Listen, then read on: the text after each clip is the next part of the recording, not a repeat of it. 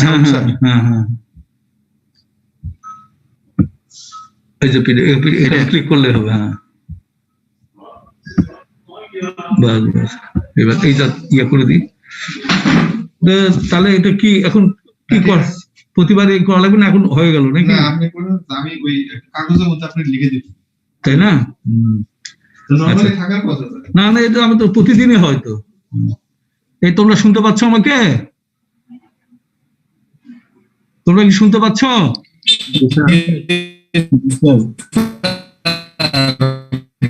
হ্যাঁ, তোমরা শুনতে পাচ্ছ? আচ্ছা, যাই হোক, আমাদের একটু দেরি হয়ে গেল ক্লাসটা শুরু করতে।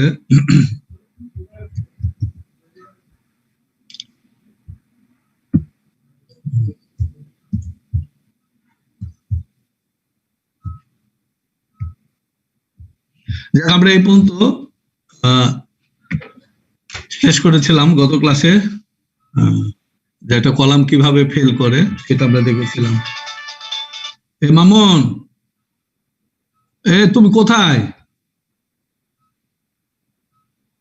নিচে আসো, তোমার খুঁজে পাচ্ছিল না শেষ পর্যন্ত। এটা পুরো সুদীপ ওপেন করে দিল, কি এক ঝামেলা হচ্ছিল আর কি। ঠিক আছে, থাকো, আমি দেখি ক্লাস নিচ্ছি। আচ্ছা,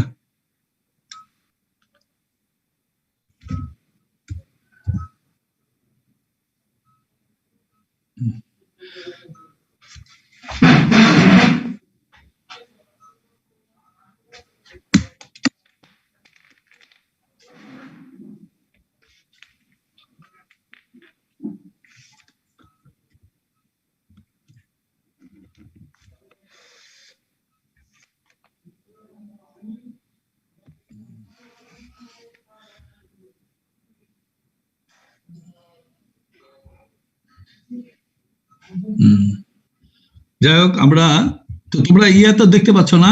এই এই যে স্ক্রিন গুলা দেখতে পাচ্ছ? তোমরা কি স্ক্রিন দেখতে পাচ্ছ? দেখা যাচ্ছে। আচ্ছা, তাহলে দেখো, আমরা যে দুটা কলামের এই গ্রাফটা আমরা গত ক্লাসে আলোচনা করেছিলাম। এটা একটা টাইট কলাম এবং স্পাইরাল কলাম। যদি তারা না হয়, অর্থাৎ দুটা কলাম একই সাথে ফেল করবে, একই সমান লোড নেবে, কিন্তু দুটা কলামের বিহেভিয়ারাল চেঞ্জ একটা অনেক ডাক্তারিতে শো করবে। যেমন এটা যে লঞ্চল অ্যাক্সিস হয়, এটা লোড অ্যাক্সিস, লোড দেওয়া হচ্ছে। লোড দিলে এক সময় কিভাবে শর্টেনিং হবে, তো শর্টেনিং হলে এক পর্যায়ে এইটুক শর্টেনিং এর হওয়ার পরে due to Poisson's ratio effect lateral যে এক্সপানশন হয়, সাথে সাথে টাইট কলামটা ফেল করে যাবে। কিন্তু স্পাইরাল কলাম যেহেতু স্পাইরাল থাকে, ক্লোজলি স্পেস স্পাইরাল থাকে, সুতরাং লোডটা যখন এক্সপানশন হতে থাকে কোর কংক্রিট, এখানে স্পাইরালের এই স্পাইরাল এটাকে বাধা দেয়, অর্থাৎ স্পাইরাল কোর কংক্রিটের স্ট্রেসটা নেওয়ার ফলে স্পাইরাল ইল করতে শুরু করে। ইল করা মানে এটা এক্সপানশন অ্যালাউ করছে, যেহেতু স্টিলের ডাক্টিলিটি অনেক বেশি। ইল করার কারণে কলামটা তখনই ফেল করে যাবে না, যদিও লোড বাড়ছে না, কিন্তু ডাক্টিলিটি শো করবে, অর্থাৎ অনেকক্ষণ পর্যন্ত সাস্টেন করতে পারবে উইথ এক্সটেন্সিভ ক্র্যাকিং। তো এরকম এতটুক পর্যন্ত, অর্থাৎ অনেক দূর বা অনেকখানি এক্সটেনশন লঞ্চনাল স্ট্রেন্থ আসে অ্যাবজর্ব করতে পারবে in case of spiral column. কিন্তু টাইট কলাম জাস্ট এই লেভেলে এটা ফেল করে যাবে, যদিও দুটা কলামের লোড ক্যারি ক্যাপাসিটি সেম। আচ্ছা, এটা আমরা এই পর্যন্ত করেছিলাম। এখন এই যা দেখো, তিনটা স্পাইরালের কথা বলা আছে। একটা এখানে আছে একটা heavy spiral, SI spiral, light spiral. আমরা যদি লাইট স্পাইরাল দিই, লাইট স্পাইরাল অর্থাৎ কম ডায়ামিটার স্পাইরাল বার ইউজ করলাম এবং স্পেসিং গুলো বেশি করে দিলাম, পিচ গুলা, তাহলে কি বিহেভ করবে? হেভি স্পাইরাল দিলে কি বিহেভ করবে? আছে একটা ইন্টারমিডিয়েট এসআই স্পাইরালের কথা বলা আছে, অর্থাৎ এসআই কোড একটা স্পাইরালের স্পেসিফিকেশন দিয়েছে, যেটা দিলে ইকোনমিক হবে as well as ductility insure করবে এবং কলামটা ভালোভাবে ওয়ার্ক করবে। অর্থাৎ লোড যে পরিমাণে ক্র্যাকিং শুরু হলো, এই পরিমাণ লোডই থাকলো, কিন্তু হলো না, অনেক ডাক্টিলিটি শো করার পর এটা ফেল করবে। কিন্তু তার থেকে যদি কম স্পাইরাল দেওয়া হয়, তাহলে দেখা যাচ্ছে লোড এখানে আসার পরে যখন আবার লোড বাড়তে থাকবে, যেহেতু ল্যাটারাল এক্সপানশন হতে থাকবে, লোডটা কমে যাচ্ছে, অর্থাৎ ব্যাপক হারে ইল্ডিং হওয়ার পরে অর্থাৎ লোড কমে যাবে। কিন্তু যদি আমি হেভি স্পাইরাল দিই, অর্থাৎ তুলনামূলকভাবে এসআই স্পাইরালতে বেশি স্পাইরাল দিই, তাহলে কি হবে, এখানে লোড আসার পরে ক্র্যাকিং শুরু হলো, হওয়ার পর স্ট্রেন অ্যাবজর্ব করছে, কিন্তু at the same time load carrying ক্যাপাসিটিও বাড়ছে। দেখেন হেভি স্পাইরাল দিলে কি হবে, আমরা জানি যে স্পাইরাল স্টিল 3 ইঞ্চি বেশি আমরা পিসটা দিই না, কোর্ট বলছে, এবং যদি মোটা ডায়ামিটার বার ইউজ করলাম তাহলে it will give you costly solution, অনেক বেশি কষ্ট আসবে। তো সুতরাং এটাতে আমরা যাব না। কোর্ট বলছে এটা আমাকে ডিজাইন বলতে তোমাকে লোড নেওয়ার ক্ষমতাও থাকতে হবে, অর্থাৎ মেম্বার ক্যাপাসিটি ইনশিওর করতে as well as it should be economic as well. তো ইকোনমিক না হলেও কিন্তু হবে না। তো সুতরাং এই জিনিসগুলো আমাকে ইনশিওর করতে হবে। তাহলে লাইট স্পাইরাল এসএস আর এসআই স্পাইরাল, তাহলে লাইট স্পাইরাল দিলে এটা হচ্ছে না, তাহলে এসআই এমন একটা স্পাইরাল দেওয়া হবে যাতে করে আমার ইকোনমি হবে as well as load carrying ক্যাপাসিটিটা ইনশিওর করা যাবে। এটা how to ensure SI spiral, SI code কিভাবে এটাকে এই এসআই স্পাইরালের ইয়েটা দিল, ফর্মুলা মানে নির্ধারণ করলো পরিমাণটা, এর জন্য একটা ডেরিভেশন আছে, সেটাতে আমরা যাব এখন। এই ডেরিভেশন আমরা দেখব। যেমন এখান থেকে আছে, it has been found experimentally that increase in compressive strength of core concrete in a column provided through the confinement effect of a spiral steel is closely represented by the equation। অর্থাৎ spiral কলামে যখন আমি load দেবো, ওই যে আগে যেটা দিলাম, লোড দিলে due to the confinement of spiral থাকার কারণে ভিতরের কংক্রিটের স্ট্রেসটা, অর্থাৎ এর ক্যাপাসিটি বেড়ে যায়, অর্থাৎ স্ট্রেস নেওয়ার ক্ষমতা বেড়ে যায়, এবং এই এক্সপ্রেশনটা দিয়ে এবং কংক্রিটের যে স্ট্রেসটা বাড়ছে এবং স্ট্রেস ইয়ার উপর আসছে, স্পাইরাল উপর আসছে, এটাকে এই রিলেশন দ্বারা এক্সপ্রেস করা যায়। এটা এক্সপেরিমেন্টালি ভেরিফাই করা হয়েছে। আচ্ছা, তাহলে কি হয় আমরা দেখি টার্মগুলা, যেমন f prime f star c, এটাতে বোঝাচ্ছে compressive strength of spirally confined core concrete, অর্থাৎ যে কলামের যে স্পাইরালের ভিতর যে কংক্রিটটা থাকে কোর কংক্রিট, দুই ধরনের কংক্রিট আমরা গত ক্লাসে পড়েছি। একটা হচ্ছে শেল বা কভার কংক্রিট, যেটা রেনফোর্সমেন্টের বাইরে থাকে, আনস্ট্রেস কংক্রিট যেটা, আর কোর কংক্রিট এটা হচ্ছে কনফাইন্ড কংক্রিট। তো অবশ্যই স্পাইরাল থাকা করার জন্য যে কম্প্রেসিভ স্ট্রেংথ ভিতরে কোর কংক্রিটে বাড়লো, সেটা স্ট্রেংথ হচ্ছে, এটা দ্বারা আমরা ডেজিগনেট করলাম এফসি স্টার। আর 0.85 এফ প্রাইম সি, এটা তো স্বাভাবিক কংক্রিটে আনস্ট্রেস, অর্থাৎ কংক্রিট স্বাভাবিক অবস্থায়, অর্থাৎ কনফাইন্ড অবস্থায় না যদি থাকে, তাহলে it can take average stress, আমরা যেটা ইউএসডি তে বিবেচনা করি 0.85 এফ প্রাইম সি। আর F2 প্রাইম হচ্ছে lateral confinement stress in core concrete produced by spiral. এই যে কংক্রিটের কোর কংক্রিটের স্ট্রেস যে বাড়ে বা স্ট্রেংথ যে বাড়ে due to the presence of spiral, এই স্পাইরাল উপর যে স্ট্রেস আসছে সেটাকে আমরা F2 প্রাইম দ্বারা যদি ডিনোট করি, তাহলে টোটাল ইনক্রিজ ইন স্ট্রেসটাকে এই ফর্মুলা দ্বারা এক্সপ্রেস করা যায়। এটা এক্সপেরিমেন্টালি ভেরিফাই। এখন হাউ টু, এখান থেকে আমরা বের করবো, আমাদের উদ্দেশ্য হচ্ছে to establish the right amount of spiral as per SI code. এটা করতে গেলে আমরা এখানে আসবো। এখানে একটা কথা বলা আছে উইথ রেফারেন্স টু ফিগার 9.7। 9.7 হচ্ছে একটা ফিগার যেটা আমি এখানে মিস করেছি। এটার ফিগারটা এই ধরনের হবে, আমি এখানে দেখাই জাস্ট এই ধরনের ফিগার। তোমাদের কাছে বই থাকলে তোমরা এটা দেখে নাও, যে আমরা যদি একটা স্পাইরাল কলামকে এক সেকশন নিই, তাহলে কি হবে, যখন লোড বাড়বে তখন ভিতরের, যেহেতু স্পাইরাল দ্বারা এটা কনফাইন থাকে, সুতরাং হুপ স্ট্রেস ডেভেলপ করবে, এইভাবে চারদিকে হুপ স্ট্রেস ডেভেলপ করবে, কংক্রিট প্রেসার দিবে কার উপর, স্পাইরালের উপর। আচ্ছা, রিয়াকশন হিসাবে, এবং সেখানে দুই দিকে দুই এন্ডে দুটা টেনশন ডেভেলপ করবে। What is that tension spiral স্টিলের? যদি ASP area of spiral steel হয় and Fy is the yield strength of spiral steel, তাহলে টোটাল এই সেকশনের জন্য টোটাল ফোর্স হবে, এখানে একটা ফোর্স, এখানে একটা ফোর্স, অর্থাৎ আমরা হুপ স্ট্রেস যেভাবে বিবেচনা করি একইভাবে সেই ফিগারটা 9.7 ফিগারটা দেওয়া আছে। যদিও বাই মিস্টেকে ফিগারটা আমি এখানে আনতে পারিনি, তোমাদের কাছে বই থাকলে তোমরা দেখো, it very easy, just similar to figure আমি যেটা দেখলাম স্টিল ড্রামের যে ফিগার, ওই ধরনের হবে। অর্থাৎ ওখান থেকে আমরা বলতে পারি, ওখানে যদি আমরা ফ্রি বডি ওই যে ডায়াগ্রামটা দেখলাম, ওখানে যদি হরিজন্টাল ফোরকে ইকুইলিব্রিয়াম ধরি, তাহলে twice of ASP into FI, অর্থাৎ টোটাল হুপ টেনশনটা ইজ ইকুয়াল টু কি হবে, যে এরিয়া অফ কংক্রিট তার সাথে F2 প্রাইম, এটা প্রাইম হবে F2 প্রাইম, এটা একটা প্রাইম করে নাও। তাহলে F2 prime into DC into S. ডিসিটা হচ্ছে ডায়া অফ কোর কংক্রিট, ভিতরে স্পাইরালের ভিতর যে কংক্রিট আছে তার ডায়া, তাকে ওই ডায়াকে যদি আমি এজ দেয়, এজ হচ্ছে স্পিস অফ দ্য স্পাইরাল, এই দুটা গুণ করলে আমি এরিয়া পাবো, এরিয়া অফ কংক্রিট, তাকে F2 প্রাইম, এটা F2 প্রাইম হবে, এটা ঠিক করে নাও, F2 prime into area of concrete, that is equal to the forces develop on the spiral. যে এখানে এগুলা দেওয়া আছে, FYT হচ্ছে yield strength of the spiral steel, ASP is the cross section area of the spiral wire, DC outside diameter of the spiral, S spacing or pitch of the spiral wire। তাহলে এটা just equilibrium থেকে আমরা পেলাম, অর্থাৎ এই ফর্মুলাটা হলো, এটাকে আমরা বি দ্বারা ডিনোট করলাম, আর আগের যে এক্সপেরিমেন্টালি ফাউন্ড যে এক্সপ্রেশনটা ছিল এটাকে আমরা এ দ্বারা ডিনোট করলাম। এটা বইয়ে ভাবে ডিনোট করা আছে, and this R the variables defined. আচ্ছা, এখন আমাদের স্পাইরাল স্টিলটা তো আর ক্রস সেকশনের উপর নির্ভর করে না, কারণ স্পাইরাল বাই ডেফিনেশন একটা টার্ন কভার করতে যে পরিমাণ এরিয়া, একটা এরিয়া কভার করবে একটা পিচ অফ দ্য স্পাইরালের জন্য, তাহলে ওই এরিয়ার কংক্রিটের ভলিউম এবং ওই টোটাল একটা পিচ অতিক্রম করার জন্য স্পাইরাল স্টিলের ভলিউম, এই দুটা রেশিওকে বলা হচ্ছে ভলিউমেট্রিক স্টিল রেশিও। কারণ এটাকে ক্রস সেকশনাল স্টিল রেশিও দ্বারা এটাকে ডিফাইন করা যাবে না, যেহেতু এটা একটা স্পাইরাল স্টিল, তাহলে এই volumetric ratio is defined as the volumetric steel ratio, এটা is defined as the ratio of the volume of spiral steel to the volume of core concrete। তাহলে এটা আমরা বাই ডেফিনেশন কি হয়, if rho s বা ps যেটাই বলো, volumetric steel ratio, it is nothing but area of steel, volume of steel, pi dc, এটা হচ্ছে লেংথ, স্টিলের লেংথ, একটা রাউন্ড দেওয়ার জন্য যে স্পাইরাল স্টিলের লেংথ হবে, asp দিয়ে গুণ করলাম, then it gives the volume of spiral steel, আর pi dc স্কয়ার বাই 4, এটা হচ্ছে cross section of that core concrete এর যে ক্রস সেকশন হচ্ছে তাকে এজ দিয়ে গুণ করলাম, তাহলে ভলিউম অফ আমি কংক্রিট পেলাম।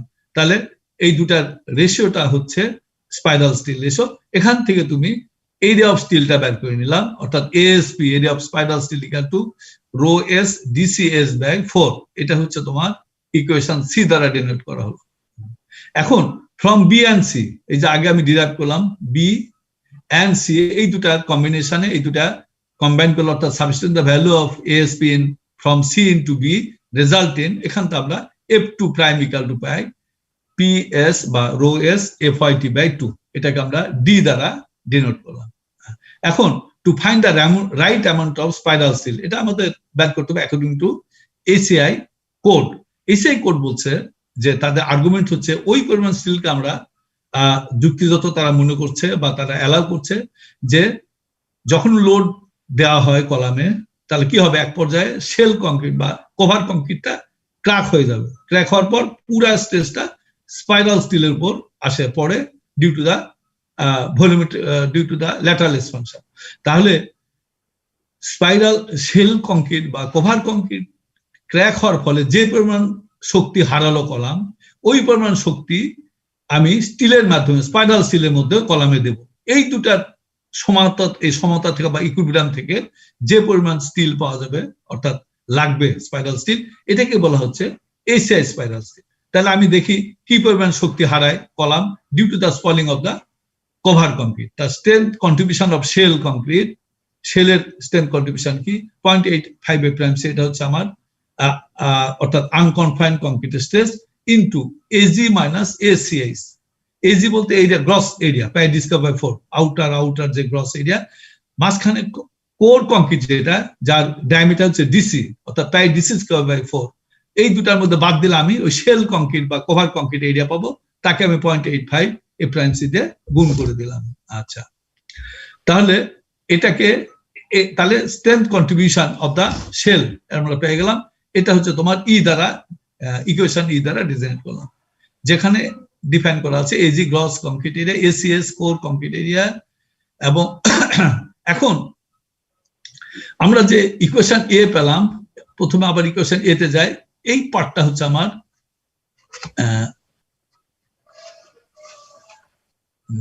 F2 prime. What is F2 prime? F2 prime টা হচ্ছে lateral confinement stress in core concrete produced by spiral stress টা ডেভেলপ করবে ফেলিওর মতো, এটা হচ্ছে F2 prime, এবং তাকে 4 দ্বারা গুণ করা হচ্ছে, অর্থাৎ এই টোটাল এই ইকুইলিব্রিয়াম ইকুয়েশনটা আমরা পাই 4 F2 prime is the total strength provided by the, the total force provided by the spiral। তাহলে এই F2 prime তো আমার ডিরাইভ করা আছে একটা ভ্যালু এটাকে 4 দিয়ে গুণ করে নিই, সেটা হচ্ছে আমরা স্পাইরালের শক্তি হিসাবে আমরা বলছি। অর্থাৎ এখান থেকে আমরা পেলাম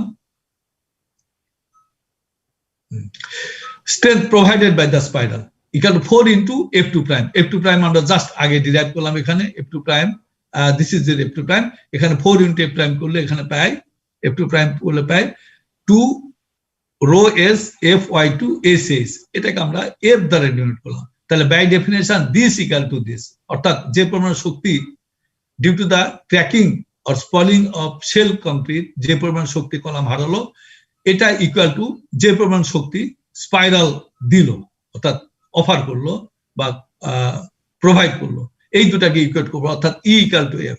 এটা করলে আমরা অর্থাৎ design basis is the strength gain provided by the spiral should be at least equal to the loss when the shell falls. E equal to F করার সাথে আমরা পাই the volumetric steel ratio PS equal to 0.425 AG by ACH minus 1 into F prime C divided by FYT, that is G. So আমরা একটা volumetric steel ratio expression পেলাম according to ACI code. এটা হচ্ছে original, এইভাবে derive করলো তারা volumetric steel ratio of spiral।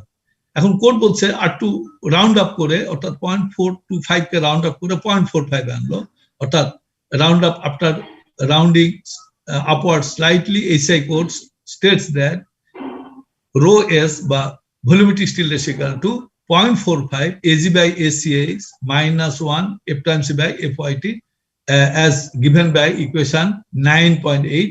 এটাই হচ্ছে ACI spiral steel ratio, যেটা আমরা ওই ফিগারে বললাম। এই পরিমাণ স্টিল যদি আমি দিই, it will ensure the ductility of the column, strength ensure করবে, ductility of the column ensure করবে, as well as it will provide the economy of the column। তো অনেক সময় তোমাদের চা হয় derive expression for spiral steel ratio according to ACI code, তাহলে তোমাকে আমরা যেভাবে ডিরাইভ করলাম কিছু কিছু ইকুয়েশনের মাধ্যমে, এইভাবে তোমাকে ডিরাইভ করে দেখাতে হবে। এখন আমরা কি দেখলাম এখানে, সামারি যদি করি আমরা, according to ACI code, on the basis of that above observation, one tied and one with spiral, অর্থাৎ একটা টাইট কলাম এবং আরেকটা কলাম উইথ যেটাতে স্পাইরাল দেওয়া আছে, বাট আদারওয়াইজ আইডেন্টিক্যাল, দুটা কলামে একই ধরনের লংস্টন স্টিল আছে, একই ডায়ামিটার, একটা টাইট হিসাবে ডিজাইন করা আছে আর একটা স্পাইরাল হিসাবে স্টিলটা দেওয়া আছে, will fail at about the same load. আমরা ওই ফিগারে তাই দেখলাম দুটা কলাম একই লোডে ফেল করবে, but the failure of tight column occurs in a sudden and beaten manner. It is important. কিন্তু ফেলিওর দুটো একই সমান লোড নিলেও the failure টা টাইট কলাম ফেলিওর হবে উইদাউট ওয়ার্নিং, যেমন occurs in a sudden, তৎক্ষণাৎ, অর্থাৎ হঠাৎ করে ফেল করবে, এবং ব্রিটেল ম্যানার, অর্থাৎ হঠাৎ করে ব্রিটেল ফেলিওর, ডাক্টাইল ফেলিওর হবে না। and that of the spiral column occurs, spiral কলামের ফেলিওরটা কেমন হবে, গ্র্যাজুয়ালি, আস্তে আস্তে ফেল হবে, with prior spalling of the shell and more ductile behavior।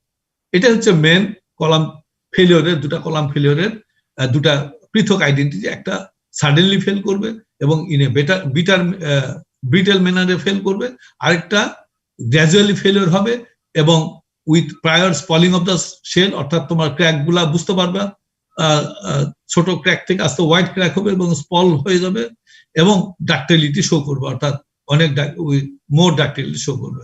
The advantage, এবং এর জন্য কিন্তু on the basis of that, এই যে কোড একটা ডিজাইন ভ্যালু পাচ্ছে 0.75 ইউজ করছে 5 factor in case of spiral column, but একই কলাম কিন্তু if it is designed as a tied column, সেখানে 0.65 অর্থাৎ 65% অনলি ডিজাইন স্ট্যান্ড অ্যালাউ করছে। This is the reason for this. কিন্তু এই advantage, this advantage of spiral column is much less pronounced if the load applied with significant eccentricity or bending moment from other sources is present simultaneously with axial load। এই যে আমরা দুটা বিহেভটা পাচ্ছি, বা design load একটার বেশি ধরছে একটা কম ধরছে, এটা কিন্তু সম্ভব শুধু স্মল ইসেন্ট্রিসিটির জন্য, অর্থাৎ যখন বেন্ডিং মুভমেন্ট অ্যাক্সিয়াল লোডের তুলনায় খুব বেশি না, কম থাকবে, ইসেন্ট্রিসিটি কম হবে, তখনই কিন্তু আমরা এই অ্যাডভান্টেজটা পাবো।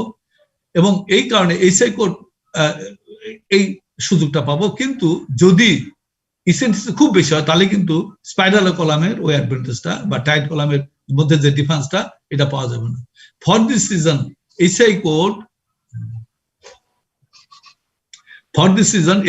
permits somewhat larger design loads on spiral column on tight column when the moments are small or zero. এই যে এখানে বলা হচ্ছে SI core somewhat larger design loads allow করছে in case of spiral column than the identical tight columns on when the moments are small or zero, যখন moment relatively com in comparison to axial load, এবং এটা করছে কারণ ওই একই কারণ যে আমরা যেটা আগে ব্যাখ্যা করলাম, এই ফেলিওর ক্রাইটেরিয়ার উপর দুটো ফেলিওর থিমটা অন্যরকম। সুতরাং যেখানেই অনিশ্চয়তা থাকবে বা ক্যাটাস্ট্রফিক ফেলিওর কন্ডিশন থাকবে সেখানে ফ্যাক্টর অফ সেফটি বেশি হবে, অর্থাৎ ওখানে ডিজাইন লোডটা ডিজাইন কোএফিশিয়েন্ট গুলো কম হবে, অর্থাৎ ডিজাইন লোড অ্যালাউ করবে কম, এবং এটাকে ইনশিওর করা হয় বাই অ্যাপ্লাইং দ্য 5 ফ্যাক্টর। আমরা জানি যে নমিনাল স্ট্রেন্থ যাই পাই না কেন ডিজাইন ইউজ করতে হলে ডিজাইন স্ট্রেন্থ বের করতে হয়, এবং that should be find out by multiplying the 5 factor. যেমন স্পাইরালের জন্য 0.75 যদি আমরা ধরি 100 কিপ নর্মাল নমিনাল স্ট্রেন্থ, দুটো আইডেন্টি করলাম, অর্থাৎ দুটারই লোড নেওয়ার আলটিমেট ক্ষমতা হচ্ছে 100 কিপ, তাহলে ডিজাইন লোড ডিজাইন যখন আমরা ডিজাইন ইউজ করব তখন ডিজাইন ক্ষমতা অর্থাৎ ডিজাইন অ্যাক্সিয়াল লোড হবে, ডিজাইন লোড কারেন্ট ক্যাপাসিটির পর স্পাইরাল কলাম হবে 75 keep and for tight column হবে 0.65।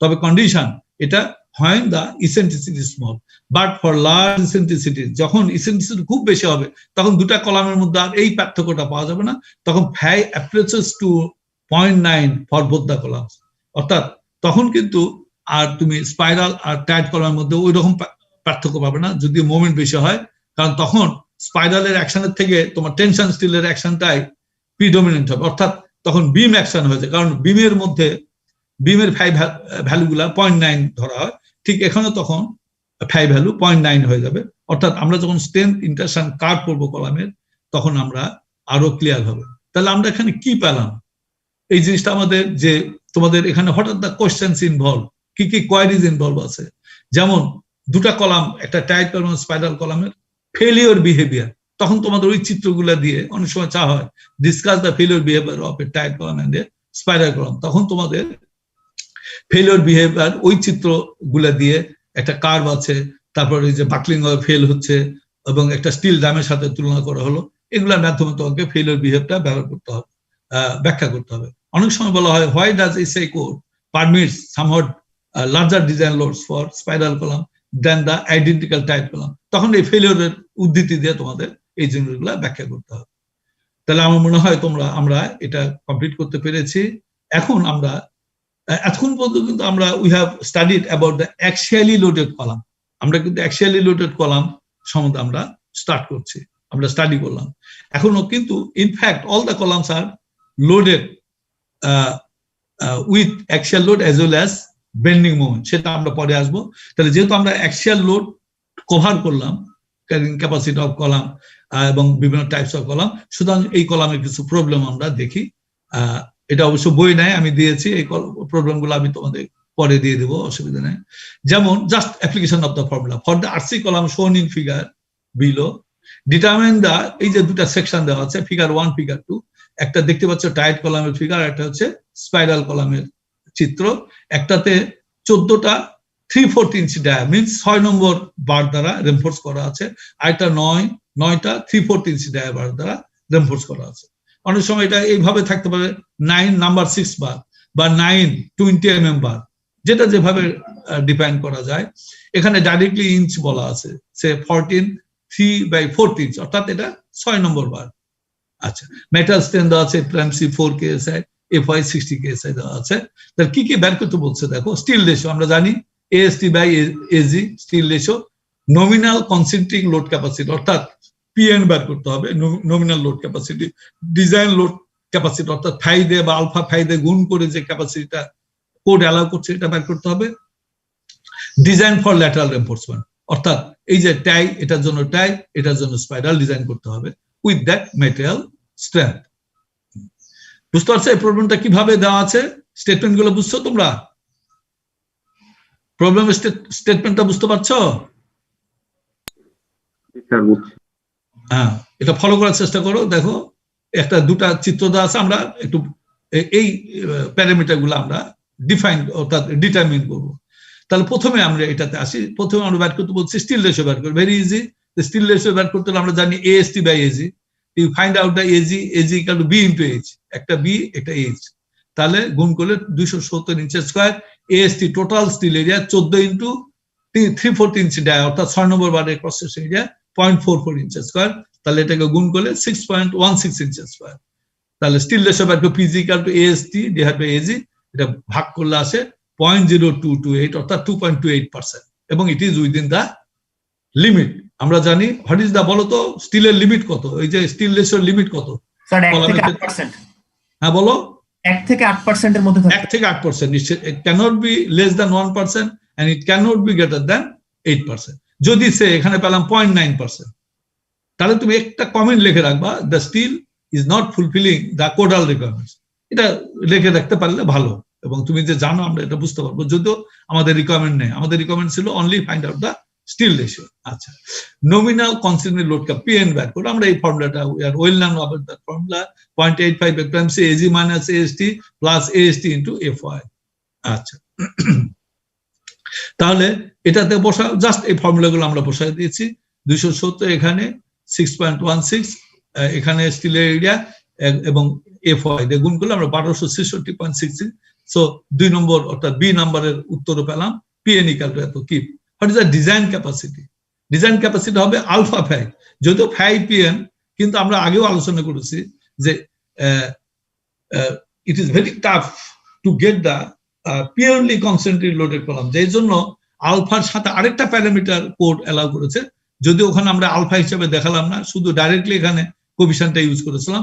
পুরানা বইগুলোতে আলফা হিসাবে দেওয়া আছে একই জিনিস, তবে এখানে কিন্তু আমার একটু ভুল, এই জিনিসটা তোমরা ডাটাগুলো ঠিক করে নেবে, আমার ক্যালকুলেশন ভুল ঠিক নাও থাকতে পারে। ইন কেস এটা টাইট কলামের জন্য আলফা ভ্যালু হবে, নোট ডাউন আলফা ভ্যালু, আমরা আগের স্লাইডও দেখাইছি গত ক্লাসে। আলফা হবে টাইট কলামের জন্য 0.80 আর ফাই হবে 0.65, এবং স্পাইরাল কলামের জন্য আলফা হবে 0.85 আর ফাই হবে 0.75। তাহলে এইভাবে আমি এটা দিয়ে গুণ করলে, অর্থাৎ 0.8 ইন্টু 0.65 দিয়ে গুণ করলে you will get that value. যদি এটা না মিলে, যেটা হয় সেটাই হবে তোমার অ্যান্সার। কারণ এই ভ্যালুগুলা মানে টাইম টু টাইম এটা ভ্যারি করে, অর্থাৎ আগের এডিশন গুলাতে দেখবে যে এটা রিসেন্ট যেটা হবে, আমি বলে নিই আলফার ভ্যালু, অর্থাৎ এই ভ্যালুটা হবে ফর টাইট কলম ইট ইজ 0.80, আর এটা 15th এডিশন ফলো করো তাহলে হবে তোমাদের নির্ধারণ করে, and alpha value equal to 0.65। আচ্ছা, ডিজাইন ফর ল্যাটারাল টাই, অর্থাৎ ট্যাগ কলাম, এটা তো অলরেডি আমরা স্পেসিফিকেশন তখন জেনেছি। 3টা কন্ডিশন আছে ডিজাইনের। স্পেসিং, ডিজাইন বলতে স্পেসিংটা বের করতে হবে, টায়ার স্পেসিং, অর্থাৎ একটা টায়ার থেকে একটা টায়ার দূরত্ব কত হবে। 3টা condition, S should be less than equal to 16 into main bar dia, 16 into main bar dia, অর্থাৎ আমার মেন বার ডায়া কত ছিল 3/4 ইঞ্চ, তাহলে এখান থেকে আমরা পেলো 12 ইঞ্চি। আরেকটা হচ্ছে S should be less than equal to 48 into tie bar dia, tie bar আমরা 38 বার। এখন দেখো tie bar, how to select the tie bar, আমরা জানি it depends on the longitudinal bar. Number 10 পর্যন্ত when you are using starting from number 5, number 10, 11, 14, 18 পর্যন্ত আমরা use করতে পারি। 10 নম্বর যখন পর্যন্ত লন্ডিটিউডনাল বার ইউজ করি, তখন পর্যন্ত আমরা অ্যাটলিস্ট 3/8 ইঞ্চ বার ইউজ করতে বলা আছে। তা আমরা 3/8 বার নিলাম, যেহেতু আমরা 6 নম্বর বার ইউজ করছি 3/8 ইঞ্চ বার। তাহলে আমাদের সেকেন্ড কন্ডিশন ছিল A should be less than equal to 48 into 3/8 tie bar dia, অর্থাৎ 3/8 ইঞ্চ। এখান থেকে আমরা 18 ইঞ্চি পেলাম। Least dimension of the column, 2টা ডাইমেনশন ওই কলামের আছে, একটা 15 ইঞ্চি একটা 18 ইঞ্চি, তার মধ্যে ছোটটা 15 ইঞ্চি, তাহলে 3টার মধ্যে 12 ইঞ্চি কন্ট্রোল হচ্ছে, অর্থাৎ স্পেসিং শুড বি 12 ইঞ্চি। তাহলে use 3/8 inch dia tie bar at the rate of 12 inch centre to centre. এইভাবে তোমাদের স্পেসিং গুলা নির্ধারণ করতে হবে, অর্থাৎ টাই বার ডিজাইন করতে হবে। তাহলে আমরা একটা সুন্দর প্রবলেম করলাম, এই 5টা কোয়ারি ছিল, আমরা 5টা কোয়ারি এটা মিট করলাম। এখানে কোনো সমস্যা আছে কারো?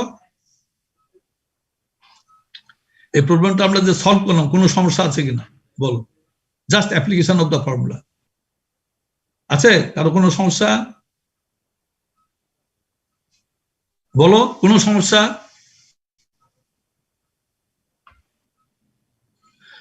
তোমরা শুনছো? জি স্যার, শুনতে পারতেছি। না বলো, একটু না শেয়ার না করলে তো হবে না, তুমি বলো, এটা তো সমস্যা থাকার কথা না, জাস্ট ফর্মুলা অ্যাপ্লিকেশন। স্যার আচ্ছা, তারপরেও আমি শীট দিয়ে দেবো। যদি কোনো সমস্যা হয়, শীট বলে আমি শুধু শীট দেবো কোনগুলা, শুধু আমি শীট দেবো যে প্রবলেমগুলা করা নেই বইতে, যেমন এটা করা নেই, এই প্রবলেমগুলো আমি তোমাদের সাপ্লাই দেবো, কোনো সমস্যা নেই। এইবার আসো সেকেন্ড নাম্বারে আসো, ফিগার 2, এটা ছিল স্পাইরাল কলাম, গোল কলামটা, এটারও এজি এসটি বের করে নাও। AG pi D square by 4, diameter 16 inch, এখান থেকে আমরা পেলাম 201.08, 9টা 6 number bar 3.6 inch square. Steel ratio, এখানে find out the steel ratio AST by AG, এটা হচ্ছে 0.0196 অর্থাৎ 1.96%। নমিনাল ক্যাপাসিটি বের করে একই ফর্মুলা, পিএন ইকুয়াল টু বের করলে you are getting PN equal 0.85 AG minus AST, AST F হয়, বের করলে আসে 907.8। ডিজাইন ক্যাপাসিটি এই আলফা ফাই, তোমার আলফা ফাই এটা ভুল আছে, এই ফাইটা এগুলো বলা ধরা ভুল আছে, এটা আগের ভাবে করা আছে। এই আলফাটা হবে 0.85, ফাই হবে 0.75, বললে যেটা আসে, এটা 540 আসুক বা কম বেশি যেটা আসুক, that will be the correct answer. এখন আসো how to design the spiral. আচ্ছা, স্পাইরাল ডিজাইন করতে আমাকে সিলেক্ট করতে হবে what should the spiral steel size. তা আমরা জানি, আমরা গত স্লাইডে পড়েছি, গত ক্লাসে, যে স্পাইরাল স্টিলের জন্য, স্পাইরাল কলামের জন্য একটাই বলা আছে, অ্যাটলিস্ট 38 নাম্বার 3 বার বলা আছে সাইজ, তা আমরা 38 বার সিলেক্ট করলাম। আচ্ছা, আর আমরা কিছুক্ষণ আগে একটা ফর্মুলা ডিরাইভ করলাম, spiral steel ratio, ACI spiral steel ratio, এই ফর্মুলাটা দেখো, এটা আমরা বের করলাম। তাহলে এটা যদি ইভ্যালুয়েট করি কি কি আছে দেখি, এখানে 0.45 এজি, এজি তো pi DC square pi D square by 4, আমরা এজি বের করে, আগে এটা বের করা আছে AG, we have already got the AG, তো এজি বের করা আছে। আচ্ছা, হোয়াট ইজ এসি?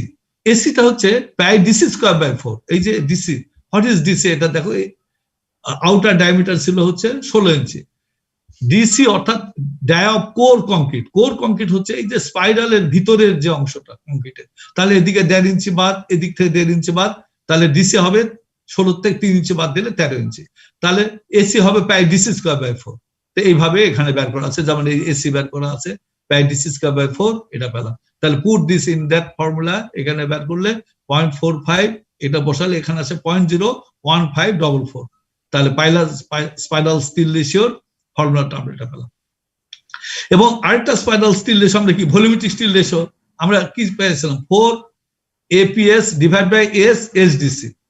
এটা হচ্ছে ওই যে স্পাইরাল স্টিল রেশিও যেটা আমরা আগে বের করলাম, এই যে এখানে বের করলাম volumetric steel ratio, volume steel divide by volume of concrete, এটা এই যে উপরে নিচে সিম্পলিফাই করলে আসে 4AS, ওখানে যদিও ডেরিভেশন এপিএস ছিল, এটা যেটা ইউজ করো, এসটা হচ্ছে area of cross section of spiral steel. আগে অবশ্য আমরা যখন ডিরাইভ করছি এপিএস বলা ছিল, যেটাই করো অসুবিধা নেই। আর ডিভাইড বাই এস হচ্ছে pitch of the spiral, DC হচ্ছে ডাই অফ কোর কংক্রিট। তাহলে এই volumetric steel ratio equal to this, এই দুটা ইকুয়েট করলে এখান থেকে ভলিউমেট্রিক স্টিল রেশিওটা আমরা এই দুটা ইকুয়েট করলে অনলি আননোন আসবে তোমার S, pitch of the spiral. এই pitch of the spiral S পেলাম আমরা 2.19 ইঞ্চ। আচ্ছা, what is the practical consideration of SI code? SI code বলছে whatever spacing you are getting from the exact formula, it cannot be more than 3 inch, it cannot be less than 1 inch. তাহলে এটা আমার রেঞ্জের মধ্যে আছে 2.19, যদিও এটা ইয়ার figure না, it is not the practical figure. 2.19 inch এটা এই ডাইমেনশনটা ব্যবহার করা যায় না, সুতরাং এটাকে রাউন্ড আপ করে কি নিব আমরা, 2.5 এ নেব না 2 ইঞ্চিতে নেব, কিসে নেব বলো? আমরা স্পেসিং পেলাম 2.19 ইঞ্চ, এটাকে রাউন্ড আপ করে 2.5 ইঞ্চিতে নেব না 2 ইঞ্চিতে নেব? 2 ইঞ্চ। কেন বলো? 2.5 ইঞ্চিতে নিলে কি ক্ষতি হতো? স্যার আমার রিকোয়ারমেন্টের থেকে কম হতো আর কি স্যার। হ্যাঁ, এটা হতো যে আমি যদি 2.5 ইঞ্চি দিতাম তাহলে স্টিল কমে যাচ্ছে, আমার তো দরকার এক্স্যাক্টলি এত, তো আমি সেফ সাইডে থাকতে হবে, অর্থাৎ কমাই দিতে হবে, এই জন্য আমি 2 ইঞ্চিতে করলাম। এখন যদি এই জায়গাতে আসতো সে তুমি ক্যালকুলেশন এখানে 5 ইঞ্চি পেলে, তাহলে কত হবে? এটা 3 ইঞ্চি, রাইট? তুমি 3 এর বেশি যেতে পারো না, 5 ইঞ্চি যদি আসে ইউ মেক ইট 3 ইঞ্চ, কারণ এটা codal instruction, you can't use more than 3 inch and less than 1 inch, এইভাবে। এখন ধরো এটা ক্যালকুলেশন করে সরি এটা ক্যালকুলেশন 0.43 ইঞ্চ আসলো, 0.43 ইঞ্চ। তাহলে কত ইউজ করবো বলো? 1 ইঞ্চি। 1 ইঞ্চি। তাহলে তো তোমার তো এখন স্ববিরোধী স্টেটমেন্ট হলো, তোমার লাগে 0.43 ইঞ্চ, আর তুমি 1 ইঞ্চ লাগলে তো তোমার তো স্টিল কম দিচ্ছ, তখন কি করবা? স্যার স্টিলের ডায়া বাড়াই দেবো স্যার। তখন তোমার স্টিলের ডায়া বাড়াতে হবে, অর্থাৎ তোমাকে অ্যাটলিস্ট 3/8 ইঞ্চ বলা হচ্ছে, কিন্তু তোমাকে বলেনি যে তোমার 3 ইঞ্চি 3 নম্বর বাড়ি ইউজ করতে হবে, অ্যাটলিস্ট বলা আছে। সুতরাং সেই ক্ষেত্রে ইনক্রিজ ইউর ডায়ামিটার, অর্থাৎ নাম্বার 4 ইউজ করো, তাহলে সাথে ওই প্রবলেমটা তোমার সলভ হয়ে যাবে। ঠিক আছে, আমার মনে হয় তোমরা একটা সুন্দর ডিসকাশন, তোমরা এটা আলাপ এটা বুঝতে পেরেছো। এখানে মাঝে মাঝে এরকম কথা বলো, তাহলে you can clear your idea. তাহলে এখন এটা তোমার সুন্দরভাবে এখানে চিত্র আকারে দেখাই দিতে হবে, হাউ টু পুট, কিভাবে তুমি এটা স্টিল গ্লাস প্লেস করলে এখানে দেখানো আছে। এটা একটা যেহেতু ইয়ার ক্ষেত্রে তোমার স্পাইরালের ক্ষেত্রে কিন্তু ভিতর দিয়ে আবার বাড়তি স্টিরাপ দিতে হয় না, খালি just around the periphery spiral দিলেই এটা it will fulfil the requirement. আচ্ছা, এইবার 2 নম্বর প্রবলেম আছে আরেকটা, for the load and specification given below. Sir আমাকে একটু ডিসিটা একটু বুঝিয়ে দেন, আমি স্যার একটু বুঝতে পারি নাই। ওই স্যার ডিসি আসো, ডাইমেনশনটা কেমনে বের করছেন এটা আমি বুঝিনি স্যার। কোনটা? এই যে স্যার ডিসি ইকুয়াল টু 13 কেমনে আসছে? আমি 13 হচ্ছে ডিসি হচ্ছে ডায়া অফ কোর কংক্রিট। তাহলে আমি কলামের ক্ষেত্রে ক্লিয়ার কভার কত? মিনিমাম 1.5 ইঞ্চি।